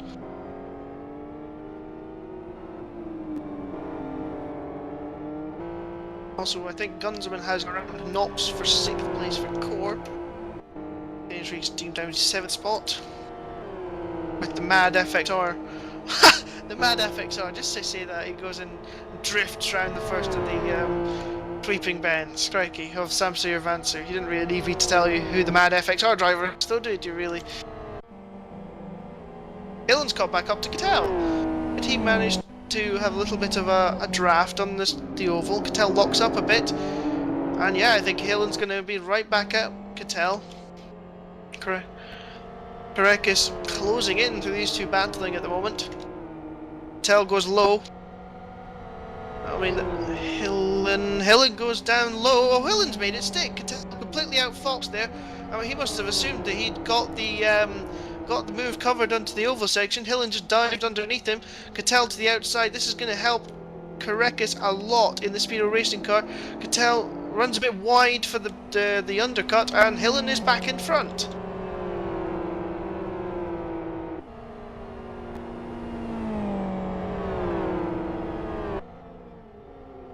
Interesting to note the compound. Player zone in trouble, player zone in trouble. They had a very, very bad exit into the sweepers, and now there is Core right at the bumper. Core now on the straight. And surpassing them on the straight. No challenge by player zone. He's going to run wide. Ooh, just manages not to run wide there for the player zone, trying to cut back though. They're now on the outside of the spoon corner. And they can, no they won't. For a moment I thought they would stick their nose into the gap. And now Core Racing in 2nd position.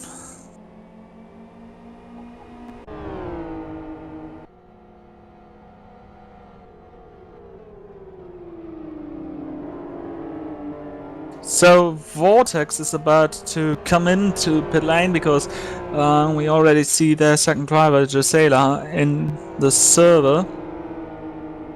Vortex currently being attacked by Trolley.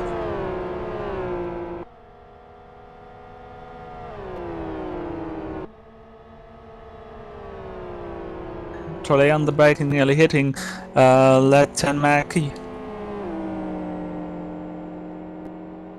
And not a successful start to this race for Vortex, and well, I think they're still just on target in 4th, but Yusella's normally very, very quick as Trolley tries to sneak up the inside. I'm going to bet that he will be trying to gain as many places as he possibly can. And there goes in the second Vortex half of into the race. pit. Yeah, Vortex pit. Oh, So nearly just hitting. 15 laps. It's a bit of a disappointing entry.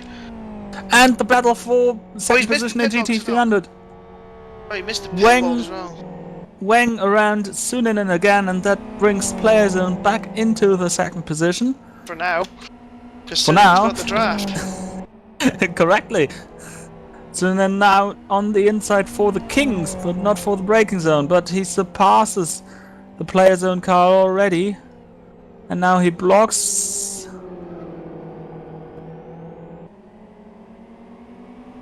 Ooh, it was a rather heat-up situation. Suninen now through the sweep, a slightly better line. Already 3/10 And look at of a second. GT500. Sorry to interrupt again. Catal and Hillen are at it again. Down the main straight. Oh, and there's a car there. It purrs. It's a flash past him there. Just to avoid contact there, but Catal back in front for now. He clips the curb a bit hard. Oh, Krekus is going to lose out there.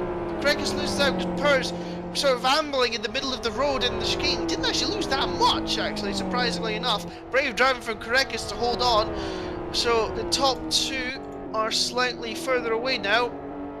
Catel's got a bit more of an advantage than he did last time over Hillen.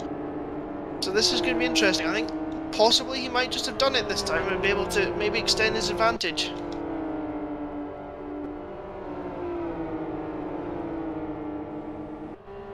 And we've got a car off, Tuna Racing was off in turn 9.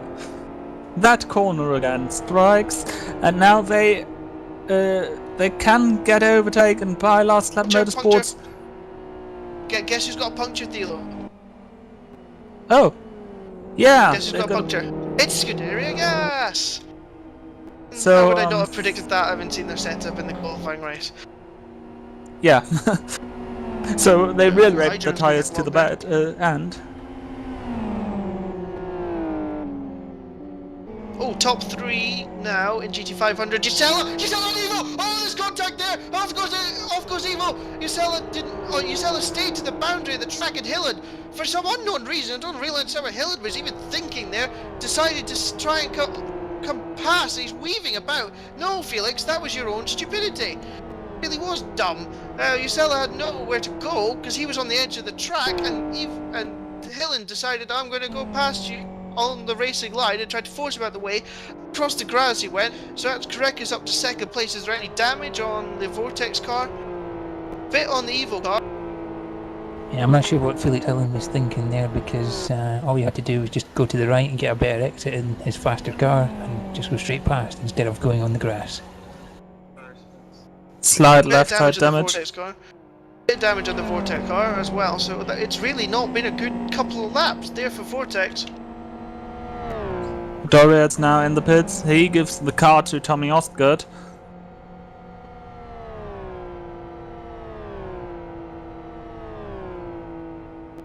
And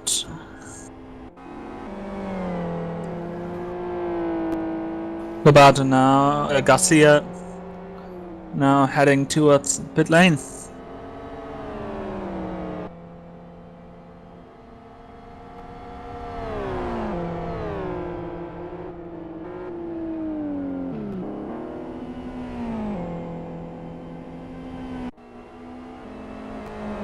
So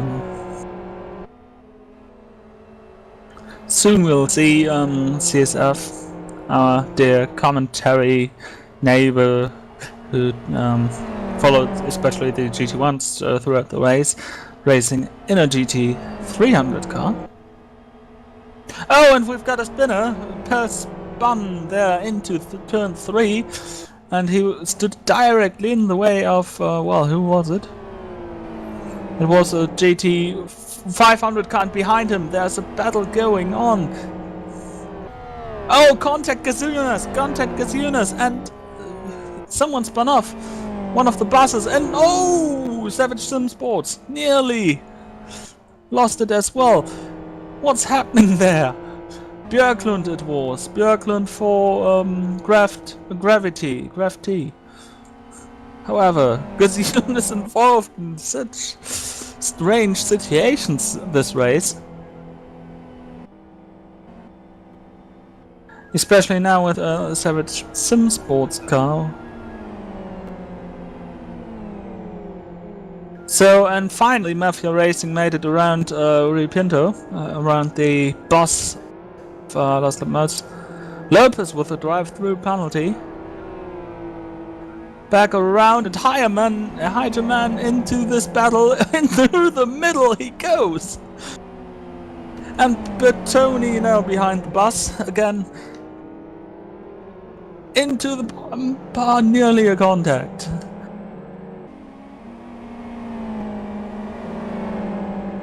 And there were some poles dying again.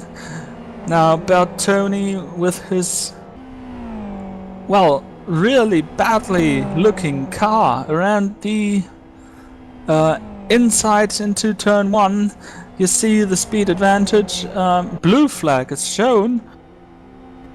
There's another car, GT500 car coming up, and now let's see how this sorts out.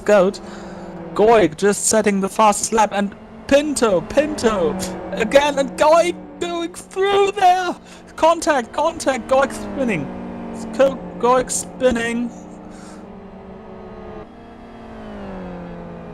Goik's, yeah, well. And Bertoni lost the bus of Lost Lap Motorsports, lost Pinto once more, and now his car is even more badly damaged after this contact there with Goik from Conquest. But why are you driving through battling the GT300 when you have a race to drive? Gunzelmann, oh, that was also rather close against Bertoni. Did I miss some more GT300, GT500 fun there, Theo? Yes, you did. A rather big incident with Pinto, with Goik and Bertoni. Much fun. Well, I guess only for those viewers outside, not for the drivers involved.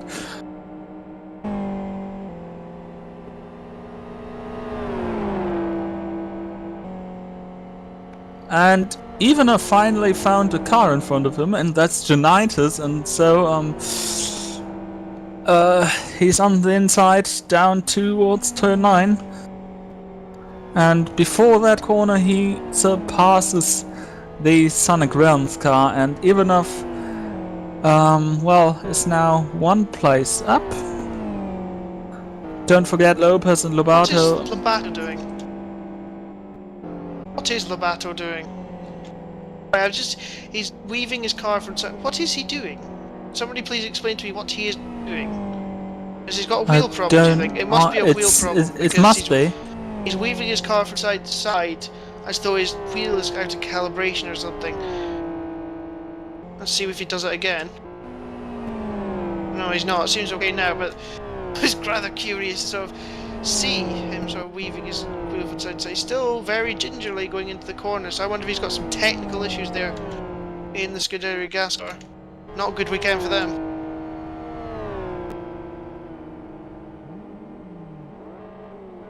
Going in the pit lane. We'll give the car to Gablowski.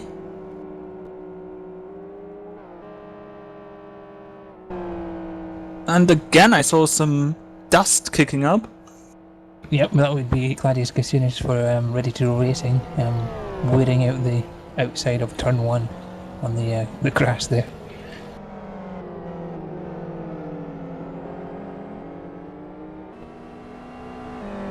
The Tony's off in GT300.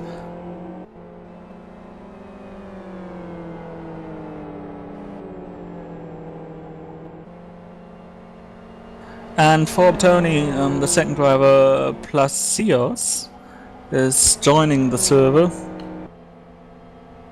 So he has just about, what is it, 5 kilometers about to go. Then he can rest for the rest of the day.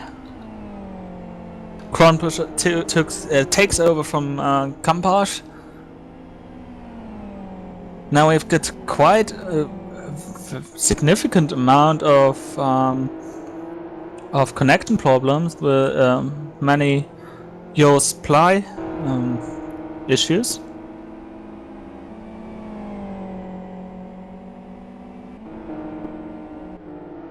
I'm timing out. Noticing also gravity of a puncture in the FXR.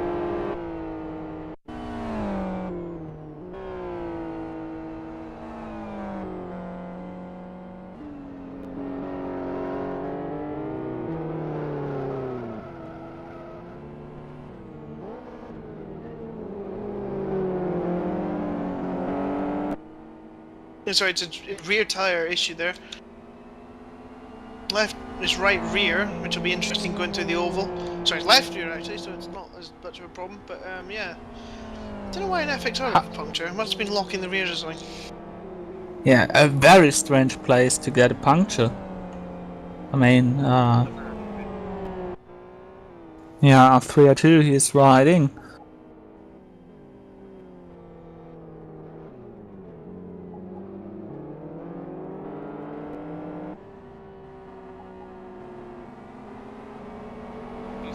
And Ivanov is using this irritation to pass the Angel Power Racing car. Though one must say that Angel Power Racing has not pitted yet. So oh yeah, right, they have pitted. Denalek started the race, not Capel. Well. Ben Q takes over from Gunzelman. So now we're in the hot area of pit stops. Stanskevicius gets pulled off by Ivanov. Stanskevicius already a bit sideways through the first turn, and then he got a decisive hit there by the GT300 car of Jenna Racing, and this actually spun him round.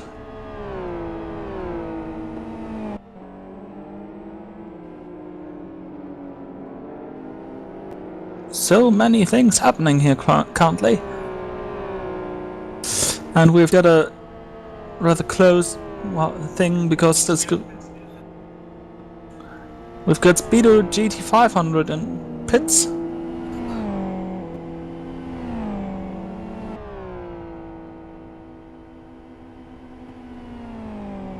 Very strange to see them already down in the order. Something must have happened there.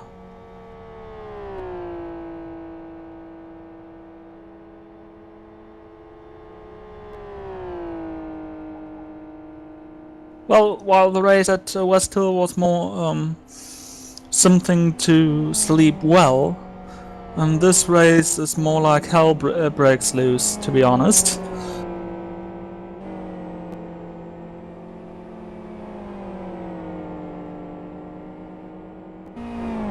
So Lavrikov in the try to join the server timed out again.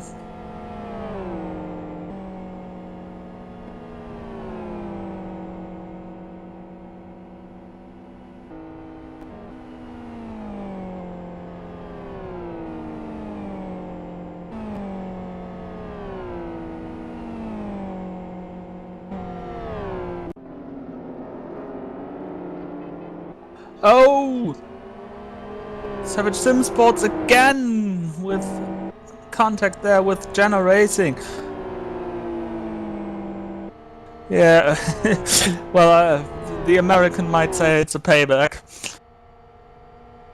I haven't seen the scene at all, so I can't judge it. That's more a role for race control.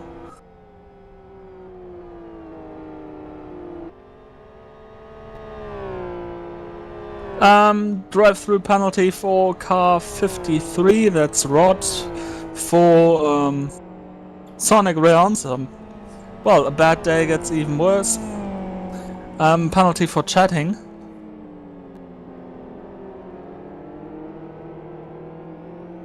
We're almost up in the hour since in terms of the race having started, but of course the hour does not take into account the formation lap. So I'll just double check to see how long that formation lap And took. Hillen and Rod coming together on the pit lane entry.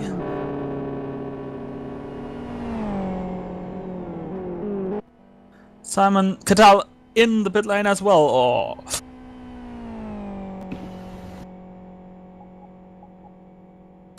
Oh dear, Speedo GT300 also in pit lane.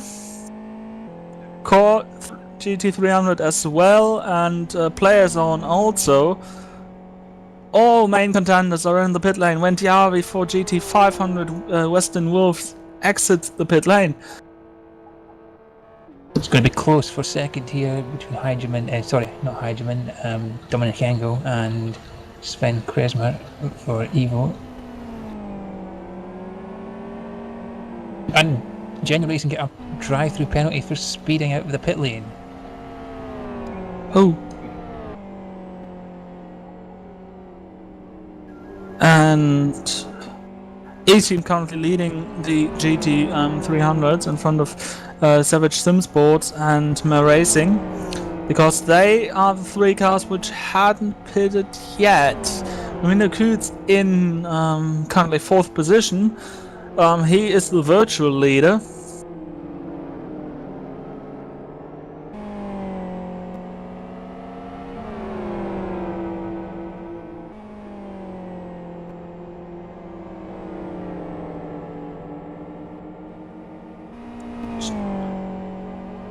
Generating and Generating and and Evo actually got around Speed Racing, but well, Generating E-Team in the wall.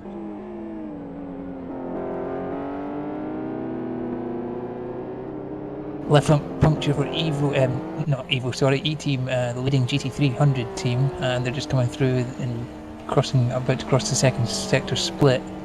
Apparently they hit the wall at turn 9 underneath the bridge, which is probably what you would do if you didn't have a left front tyre. So this short-lived lead for E-Team. And Savage Sim Sports gets one lap lad in their statistics.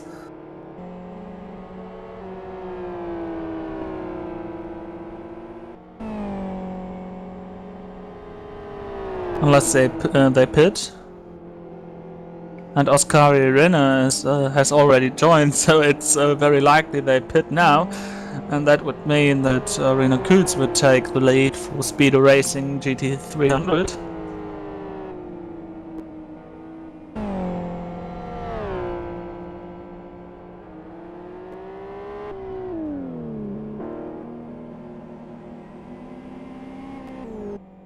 Marilita also with a very thin front left tire. Let's hope he doesn't, well, this tire doesn't go, and that Chris still gets a good car to race with.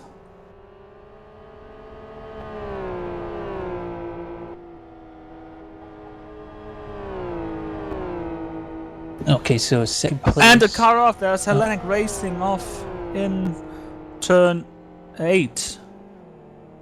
Yep, they went for a trip through the gravel. I'm not sure how they got there because it looks like there's no other cars around. well, I could say some Greek jokes at this point of time, but I'd rather not do so.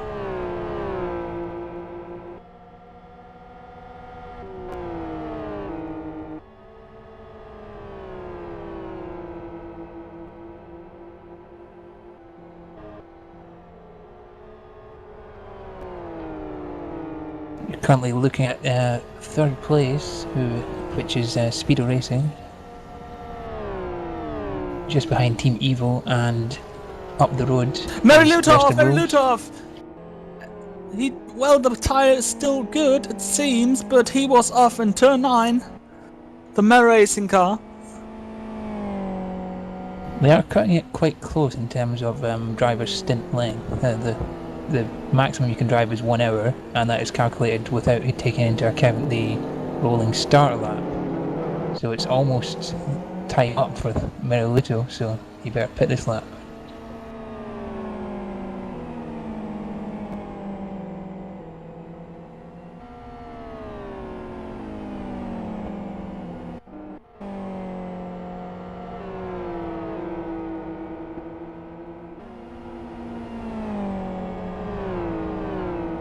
So, well, Mariluto. Oh, that's the first disconnect. He just took, he just took over of the Savage Simsports car, and then he lost connection.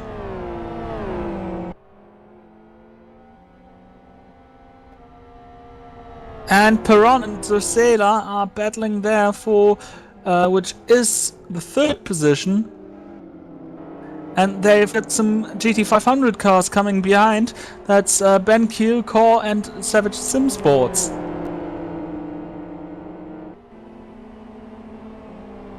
Oh dear, and the Vortex car nearly off the... Ooh. Vortex car can keep the position, and Stanskevicius is, well, the loser of this battle.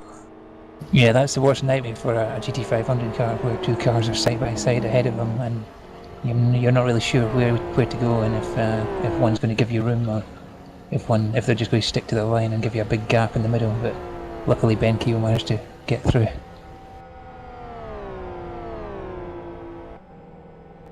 So Mary Racing have pitted from the lead, which means Speedo Racing GT300 with Reno Coots driving at the moment is in the lead.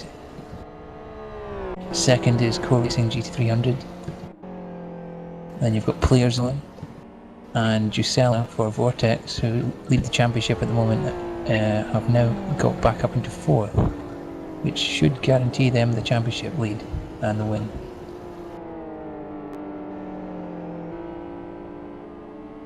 Scary Renner timed out again. Not looking too well for the 66 Savage Simsports GT300.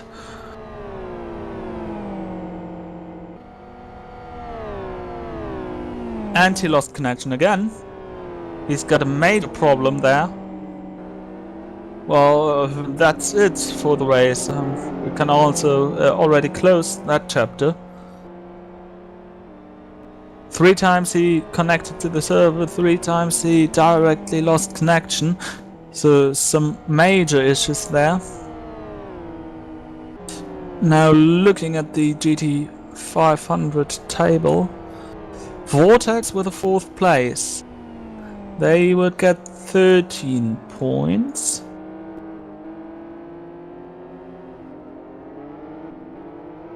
And Speedo gets 25, that's a 12-point difference, and that means that Vortex would win the GT300 championship.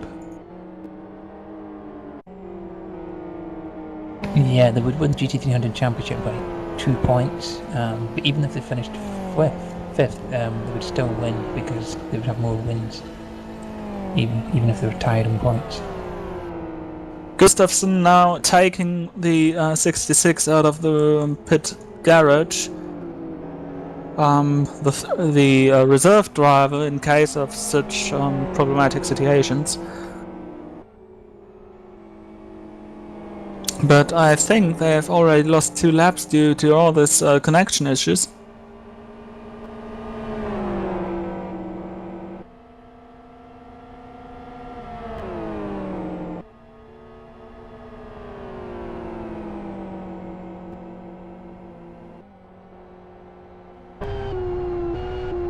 Krause now chasing down Kresma? Kresma, wow.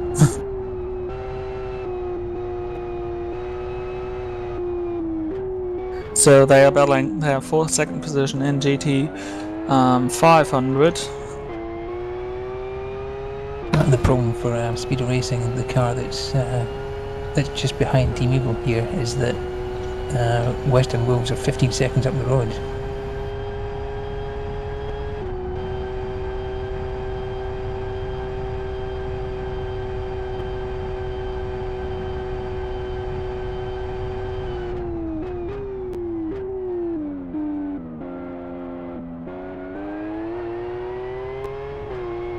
So with Western Worlds, if in case they win also the championship. That's rather easy to understand. And even if Speedo would pass them, even if they take the lead, Western Wolves would just need a 3rd place finish. And we've got 12 laps to go.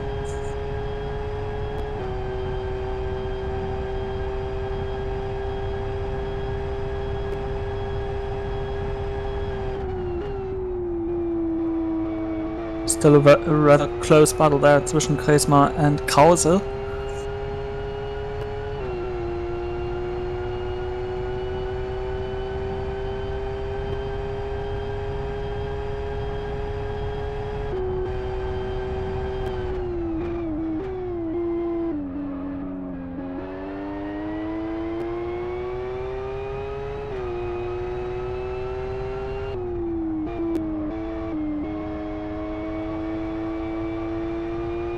Looking through the field, especially GT300 is pretty much stretched out.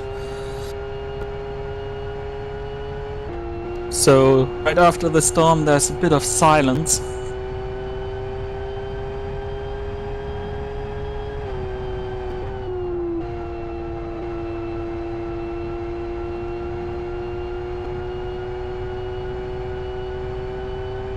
Though Riegler is attacking Tutjavi for the Danish racing team.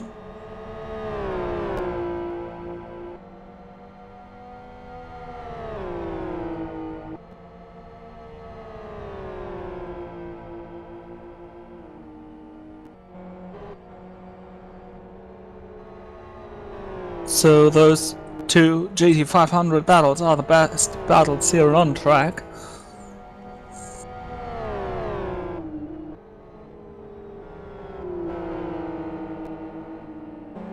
And Riegler is now right in the back of Tutjavi.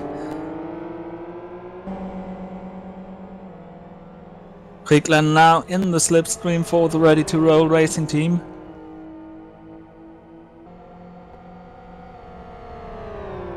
He now takes the inside through turn 3 of the oval. And is through, and he's got quite under tough, 1.5 car length between him and Tutjavi. So Tutjavi could not attack him.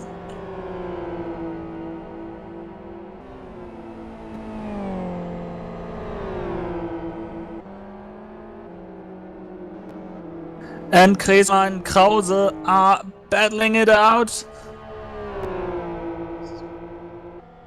And Krause is through. That we missed that bit. Into turn 1 it seemed. Will Kresma be able to attack it back?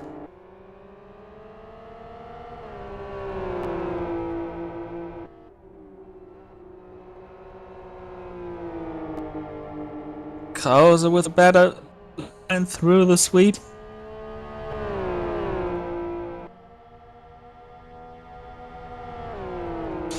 So he's rather safe into turn 9. Let's see if Kresma is able to close that gap again. Oh, not with such a ride through turn 9. Sideways half the way. And Krause will get away a bit.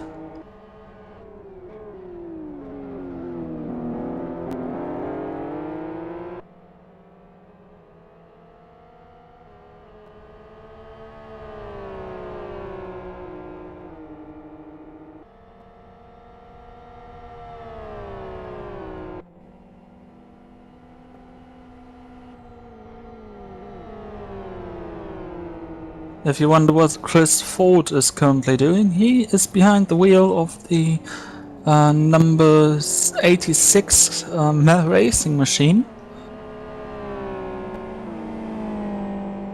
In his final Live for Speed event, at least he announced that in the last few broadcasts. I think he must fix damage as well, so hopefully he can go a bit faster and he's got more confidence than he had when he was commentating, looking at the damage on that car from previously. Yeah, one of his biggest fears was that he has to drive a damaged car. He was not so happy earlier with all his preparations, which were like 0 laps.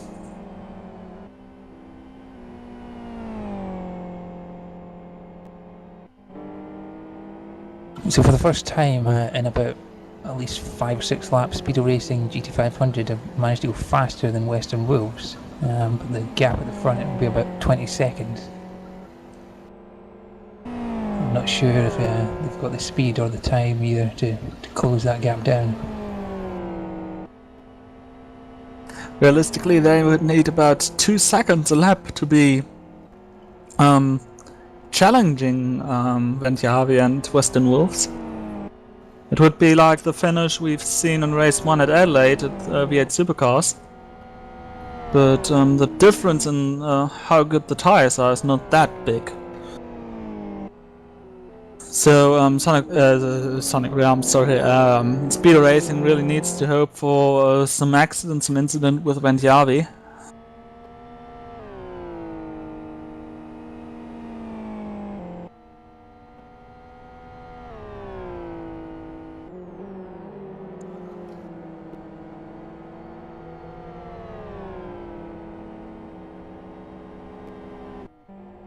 And Kresna is now back in Krause's back.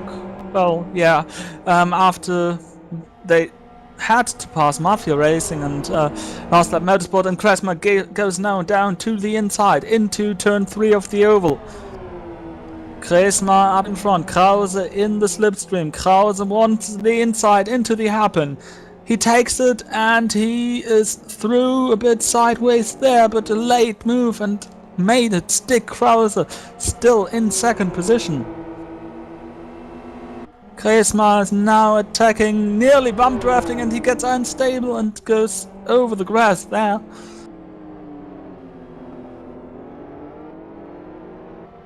And with grass on his tire, he's got no grip there. A little experienced bird told me that into the ear.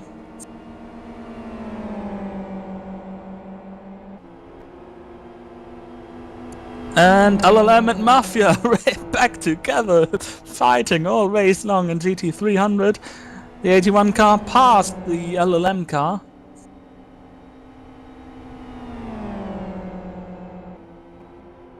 Now let's take a look if the LLM car will be able to go to pass it back.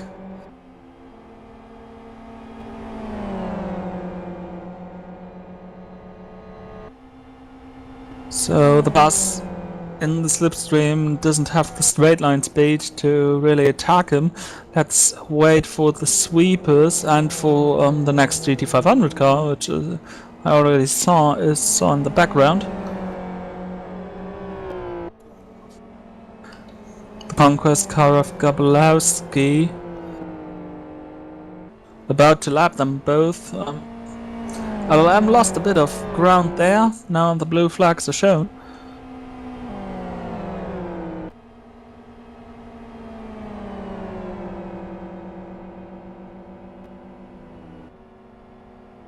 Garbolowski through there, but well, that was rather a close deal for just an overlapping move. And very spectacular, this 81 car. That must be one new aero kit they invented.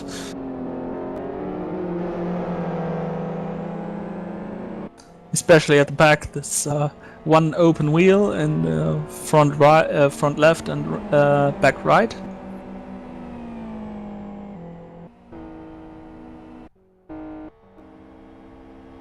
So, and Vortex now, Vortex Gisela, chasing down Bartolotta for player zone.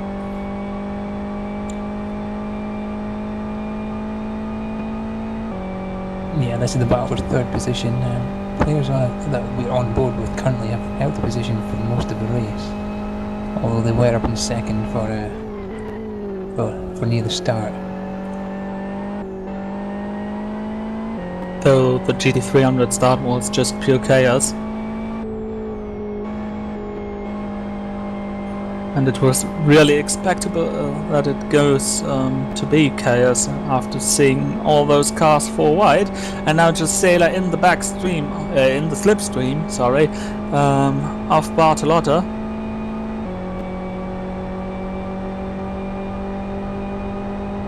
And Sailor doesn't have the inside line, so he needs to take back to be easy there. Now he's got the outside run still into the spoon corner. He tries to cut back, at least he shows himself in the mirror of Bartolotta. And now onto the oval. Maybe the XR straight line speed helps him a bit. But it doesn't look like Gisela already having a big amount of speed advantage.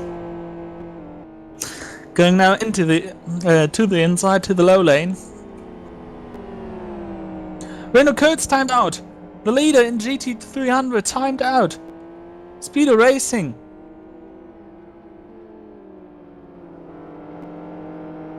And Bartolotta defending with the last bit of rubber his position, but no chance. Gisela takes the third position now.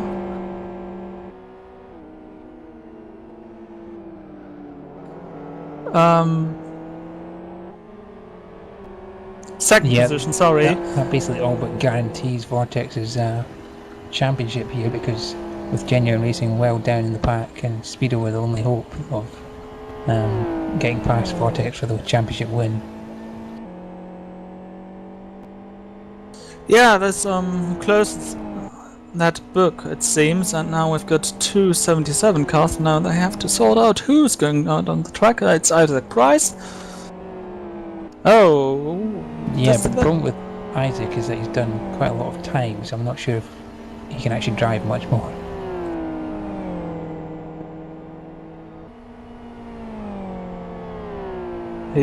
I was told he has to do one lap and pit and swap again the positions.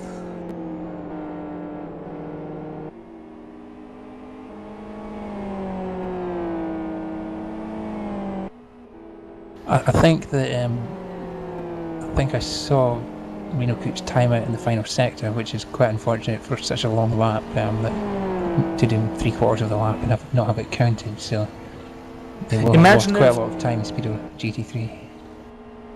Imagine if he had crossed the line before, then this would actually be a battle for position between Gisela and Tossavainen.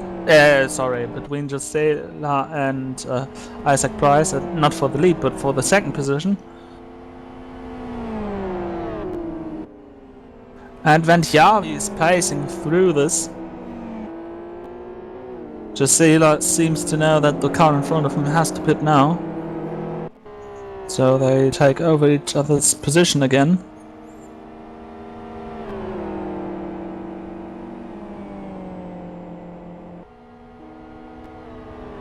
And I just say that on the low lane should take this track position rather easy.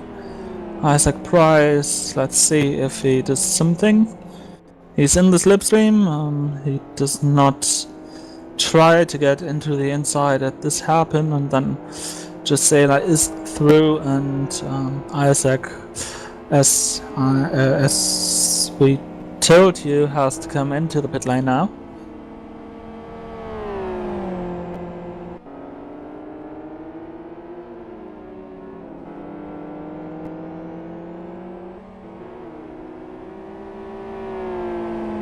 And Isaac Price stays on track.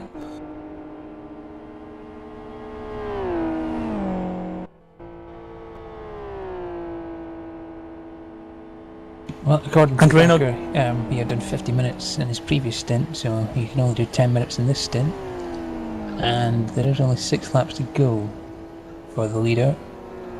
And that's going to be well over 10 minutes, so they may lose some laps and get some penalties for going over the time limit. Not that it really matters anymore because they are so far down that, yeah, they've lost their chance at the championship.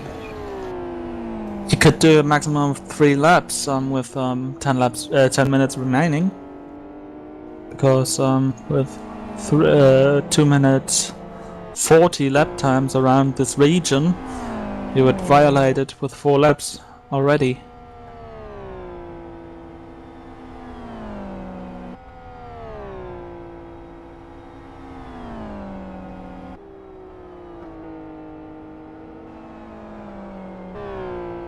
Although we only have 5 laps remaining, because the leaders of GT500 are already... Oh yeah, you told so, sorry.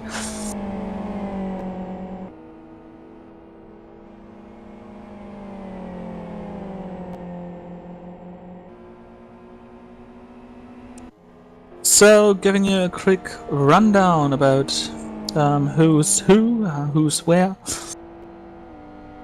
Starting with GT500, we've got Western Wolves in the lead, on their way to the championship. Ventiavi currently is steering that car. Speedo Racing's Krause in 2nd position. Kresma in 3rd position for Evo. They have had their battle, and they seem to be much sorted out now currently. 4th position for Gablowski and Conquest Racing. Then we've got Dominic Engel for Genia Racing in 5th. 6th is Ready to Roll Racing, Sascha Riegler, currently at the wheel. 7th, Sonic Realms Racing GT500.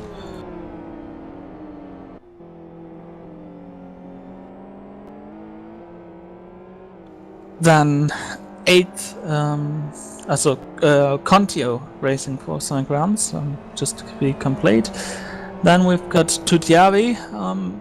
They are closing up, actually. The Danish racing team might be a battle for 7th position soon. 9th, Core Racing, BenQ. 10th, Savage Sim Sports.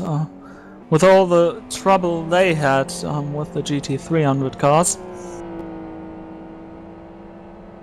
11th, Ronnie Kronbusch, the Reality Racing team. Rather shy racing, I would say. Not much happened. They had not much airtime, to be honest.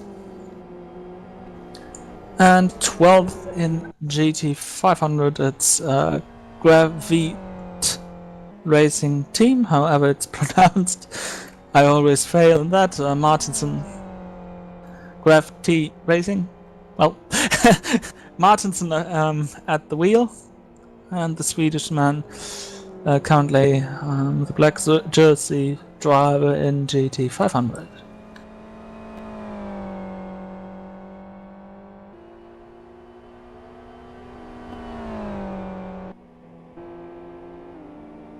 Okay, and in GT300, thanks to the timeout of Speed Racing, it's now Core Racing that have been promoted into first position.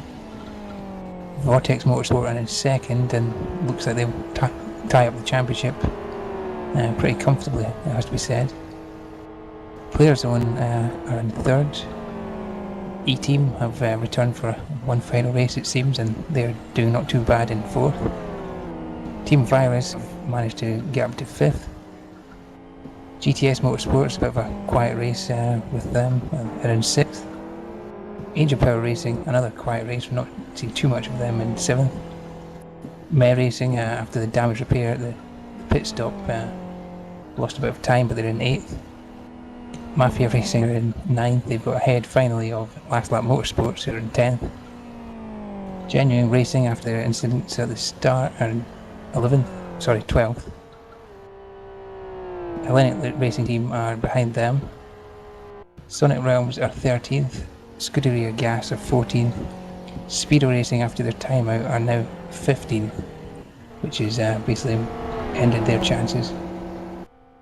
I think the Tuner Racing Team have decided to retire, and Savage Sim Sports are last of the running cars in GT300. Yeah, Tuna didn't turn up again.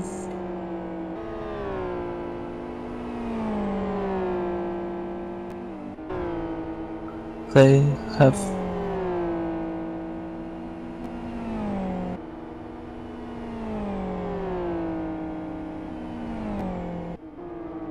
three and a half laps left in the race.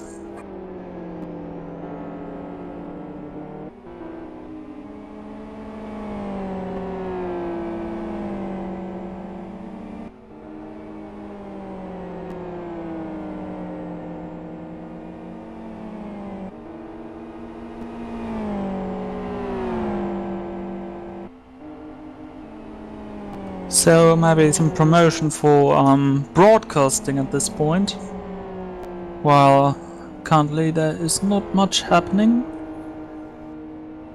The part of, oh, we've got Tutiavi and Contio battling.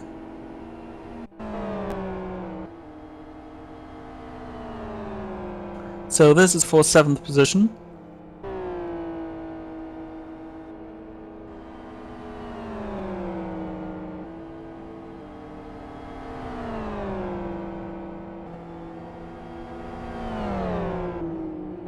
And well, I wonder how long the bus of sonograms can withstand the FZR.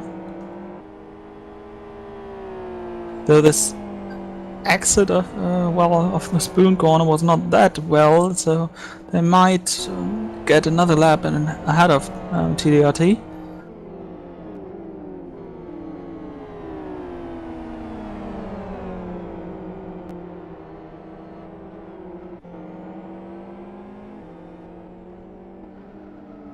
Now they have got some lapping, and there goes Contio wide, and Tutiavi takes 7th position.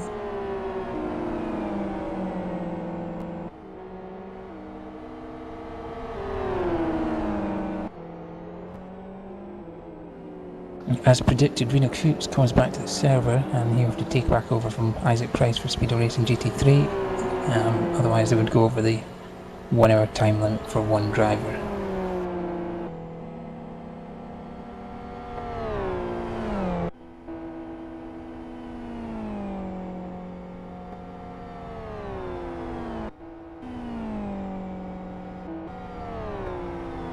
Okay, just noticing the switch for 4th position in GT300. Team Virus is, well, stand-in driver for this race. Tommy Osgaard has got past one of his former teams, that is E-Team.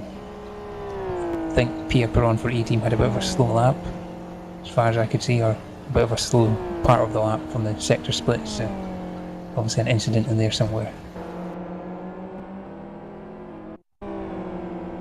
Race control just...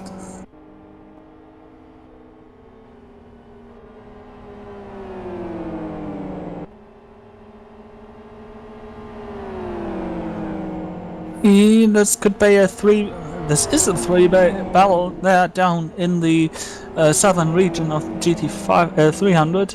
Lobato, Road, and Maras all battling out there. Scuderia Gus, Sonic Realms, and Hellenic Racing.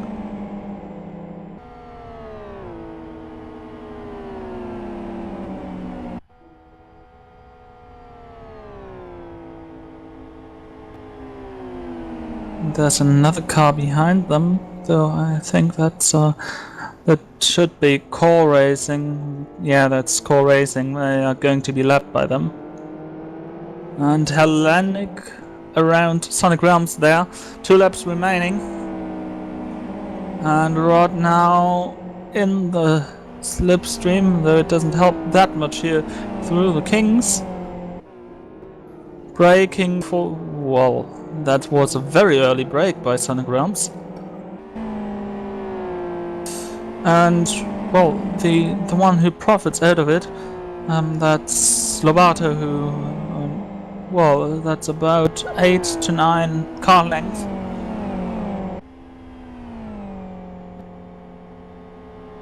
Root now getting flashlights by Tossavainen. And Riegler paces through the hole. Oh. That was a rather brave move. Not sure if Tossavainen really expected the GT500 car going through there.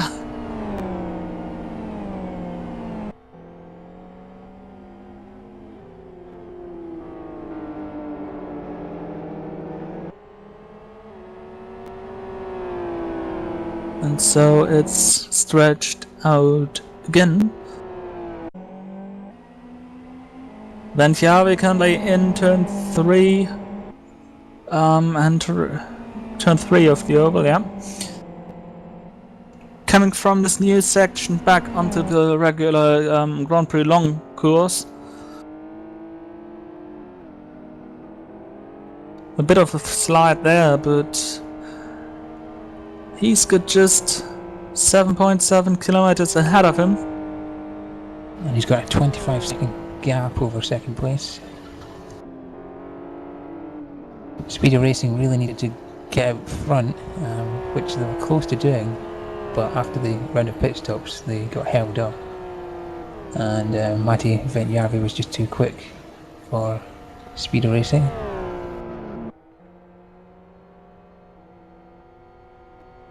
Final lap of the race.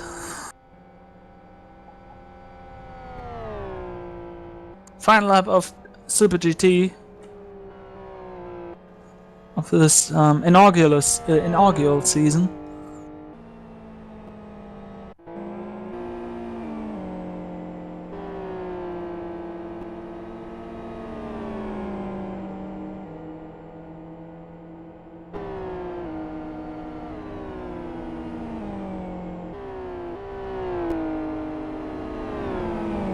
So we have several cars close on track, but apparently no battle on track. And even if 2 cars of the same class are together, it's most likely some sort of lapping. Oh, okay. Renault Kute's using his warning lights, his hazard lights. He just wants to finish this race, it seems. Venjärvi now on spoon corner with some slidey moment. Don't throw it away, boy.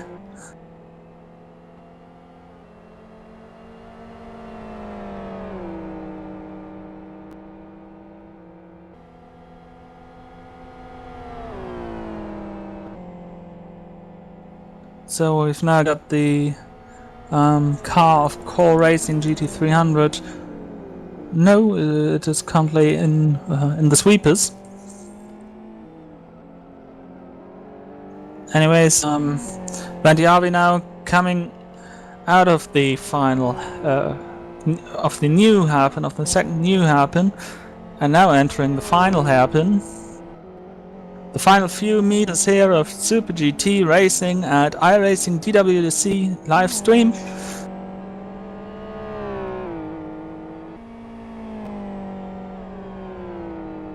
And even though it is a rather funny combination, now there is Western Wolves Racing crossing the line and winning the GT300 championship, and he celebrates it already by pinning the car. He almost took out a car that had not finished there, which was interesting if he had done that.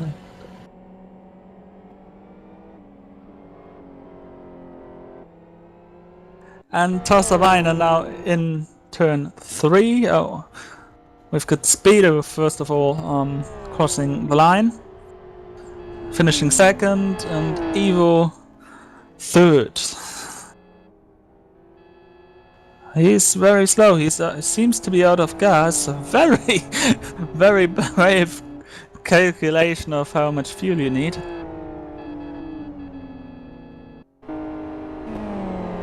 But now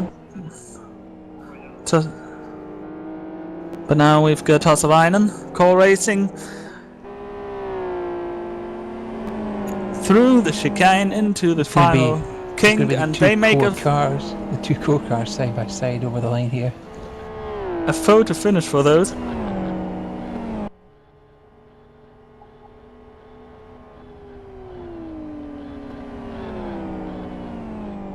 And Vortex comes across the line, winning the GT300 championship in the inaugural Super GT championship season, finishing third this time, and Bartolotta with a strong third. Oh, nearly hitting one slow car there. Still Bartolotta finishing fourth. Tommy Osgard managed to get ahead, so that's Team Tommy Vance with Osgard a podium there on the final lap. Oh, that seems to be like a revenge. So something very, very interesting happened there, maybe. Oh, someone pushed Savage.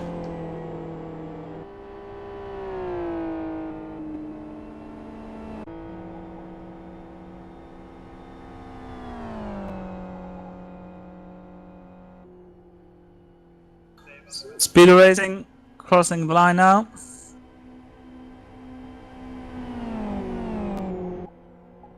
And Savage Sim Sports runs out of fuel on the last few meters. Oh, and Mel Racing! Oh, I hope it happened beyond the line. Mel Racing raced into the stationary car of Staskovicius. An awful accident.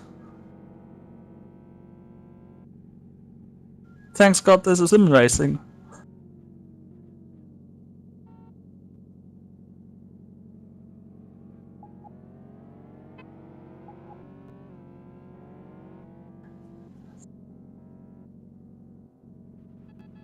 So, the season's over. Yep, we now welcome Simon Cattell from Western Wolves. Simon, are you hearing us here? Yes, gotcha. Well done on winning the championship there. Thanks a lot. It was a nice way to end the season, actually. How would you sum up your season? Because you had second place in the first round, a couple of wins, and then a couple of lower down finishes, but you still managed to hold on at the end there. Yeah, we had a little mid-season dip. Probably didn't prepare as well as we could have done, but no complaints really. I mean, we put in a lot of good work in for this round, some good practice, did some good work on the setup, and it came good for us in the end. Pretty pleased with Matti as well, he did a very good job.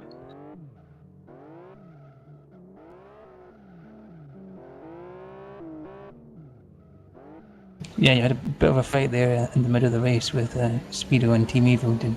Did you expect you would be able to pull out such a big gap at the end there? I thought so, yeah. I mean, during my stint I was half a second off the pace that I should have been doing, so I shouldn't really have been fighting with Felix in the first place, but that was a really good race with him. It was harsh sometimes, but it was a fair fight and no complaints really. It was a good race with him. Speedo were kind of sticking behind us for the whole stint and not giving us any breathing space, but once Matty got in the car it was pretty comfortable. Once we pulled out a bit of a gap in the pit stop phase, so just all about bringing the car home after that.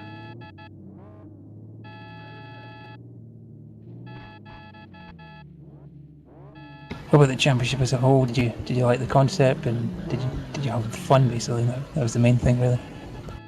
It was dependent on the tracks really. I didn't run the entire season, but some of the tracks just really weren't built for multi-class racing. Like Fern Bay Gold stands out, but you know, tracks like AS5 and even this track actually were really good. They gave some really good racing, and it wasn't really a problem to navigate the traffic. That was just, it all came naturally, and there were never really any big problems from that. So it was pretty good. Really enjoyed the championship. So you know, thanks to all the organisers and everybody for making this happen. And I can't remember who won the GT300 by the way. Vortex. Well, congratulations to them.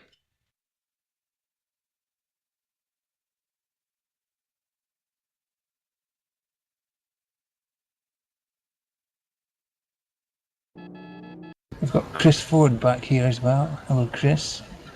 Mm-hmm. How was your stint there? Crap. No. Well, that's a horrible track. It's a horrible setup. It's not. Yeah. Horrible Maybe car. your setup was your bad time's there. done, Simon. Go. Shoo, Simon. No, I'm only halfway through. Oh, great. So, and now, well, you said earlier that it would be the last Live for Speed event for you. Is this still true for you, Chris? I've said that so many times and always come back. Yeah, you but I said think that 2 years definitely will ago. be for mine. It is definitely Simon's, though, isn't it, Simon? Probably. Gotta head off to iRacing now that SuperGT's finished, so I'm going to be pretty busy on that. I actually gave up doing iRacing this week just so that we could make sure that we got the championship in the end, and worked out well, so that was quite nice. After a good year of 2011 and failing to get MOE when I feel we were the quickest team was probably tough to take, but it's nice to make up for that by winning this, so it's good. Well, you can't really concentrate on too many things at once, Simon. I know you. Any more than one thing, you sort of get confused. Indeed. So are you having some sort of event on iRacing, I heard? Or what kind of things are you doing on iRacing? Oh yeah, we Western Wolves are organising a tournament with prizes to first, second and third places in an MX5 race at Zandvoort. And I think that's next Saturday, next Sunday. Can you confirm this, Tim? Next Saturday, yes. Alright, so that's good. If you're an iRacer, if you've got the Zandvoort track, then just actually, is it invite only, Tim, or is it open? No, it's gonna be open for anyone who has the content, who wants to join in and fight for some cash. So anyone is free to join. Oh yeah, and thank you, Stu, for making the image for promoting our event. So big thank you to you for that. And yeah, if you've got Zandvoort, if you've got iRacing, then feel free to do that event. Sorry if you're a hardcore LFS fan and you're not really interested in that, but that's just something from our side. We just thought it would be a good idea to make a tournament with €50 prize money for the winner, €30 for finishing second, and €20 for finishing third. So if you're pretty keen with that, then get involved. Well, I guess an I just like hardcore to LFS say- racer wouldn't have joined this channel even I mean, it's called livestream.com/iRacingDWC. True. I'd just like to say before I go as well, just want to thank everyone for organizing Super GT, and big props to Phil as well for taking care of the stream, all the races, and admins, organizers, and fellow racers. So we enjoyed the season, and it was a nice thing to do.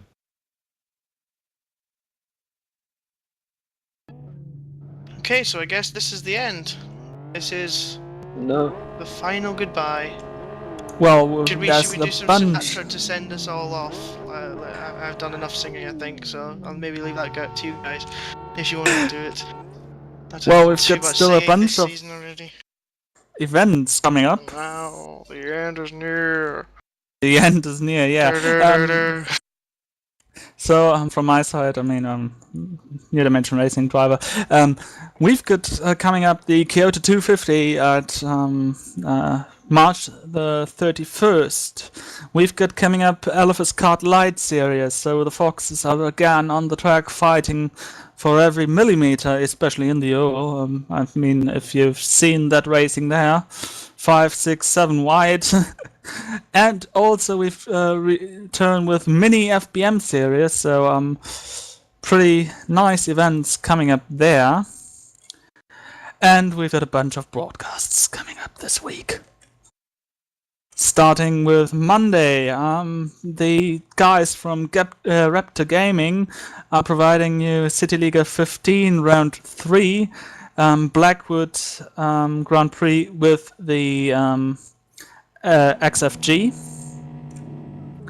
That's on Monday at 19:30 UTC.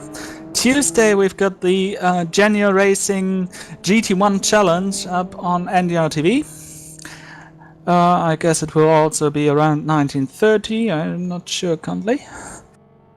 And Thursday, STD Championship Spring 2012.